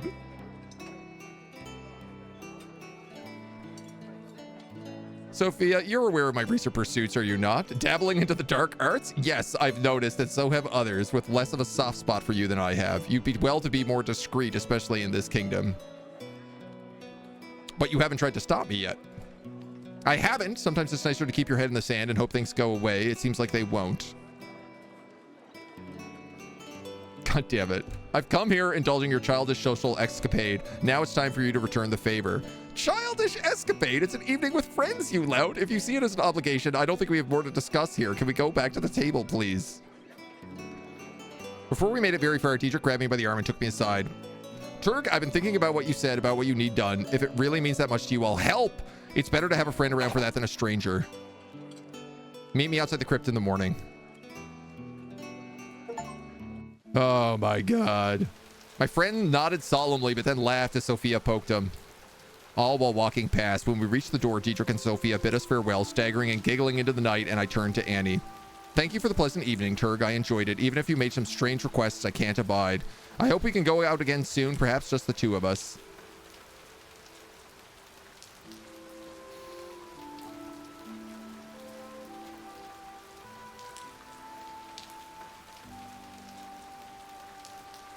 Let's walk her home. That would be lovely. Arm in arm, we swayed our way through the streets. Soon we arrived at the side gate of the hospital. She stood and looked into my eyes. Well, that's me.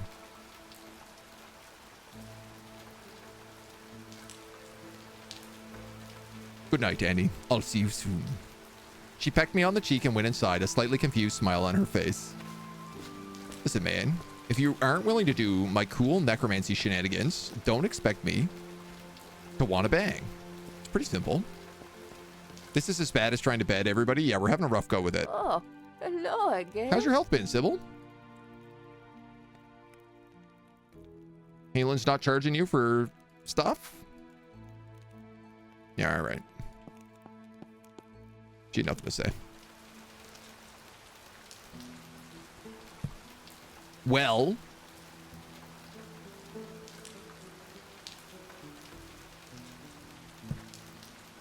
I don't know I need a favor from those little guys yet. Who's to have any luck? How can I help you, boy?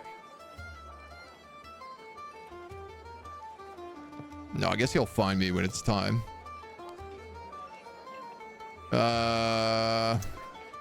Goodbye. God, what a bust. Honestly, I think we just go back home.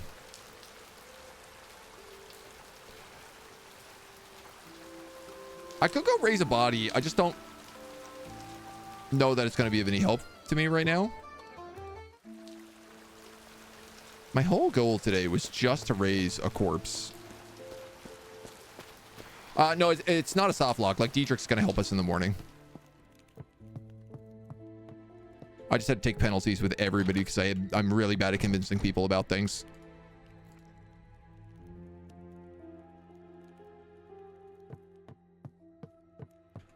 But now it's morning. And now we can go do the seance in the graveyard. Go about stealing stuff. I'm broke. I mean, I could sell some stuff, but... Still raining. Unbelievable. Honestly. Low-key outrageous. Okay. We finally have all the stuff for the seance. Let's do it right away in the next episode. I think we got a lot done today. I mean, none of it was the undead necromancy stuff we expected to do, but the seance is the first thing we're going to head into now. We're going to teleport right to that gate and go out there. So tune back in. Until then.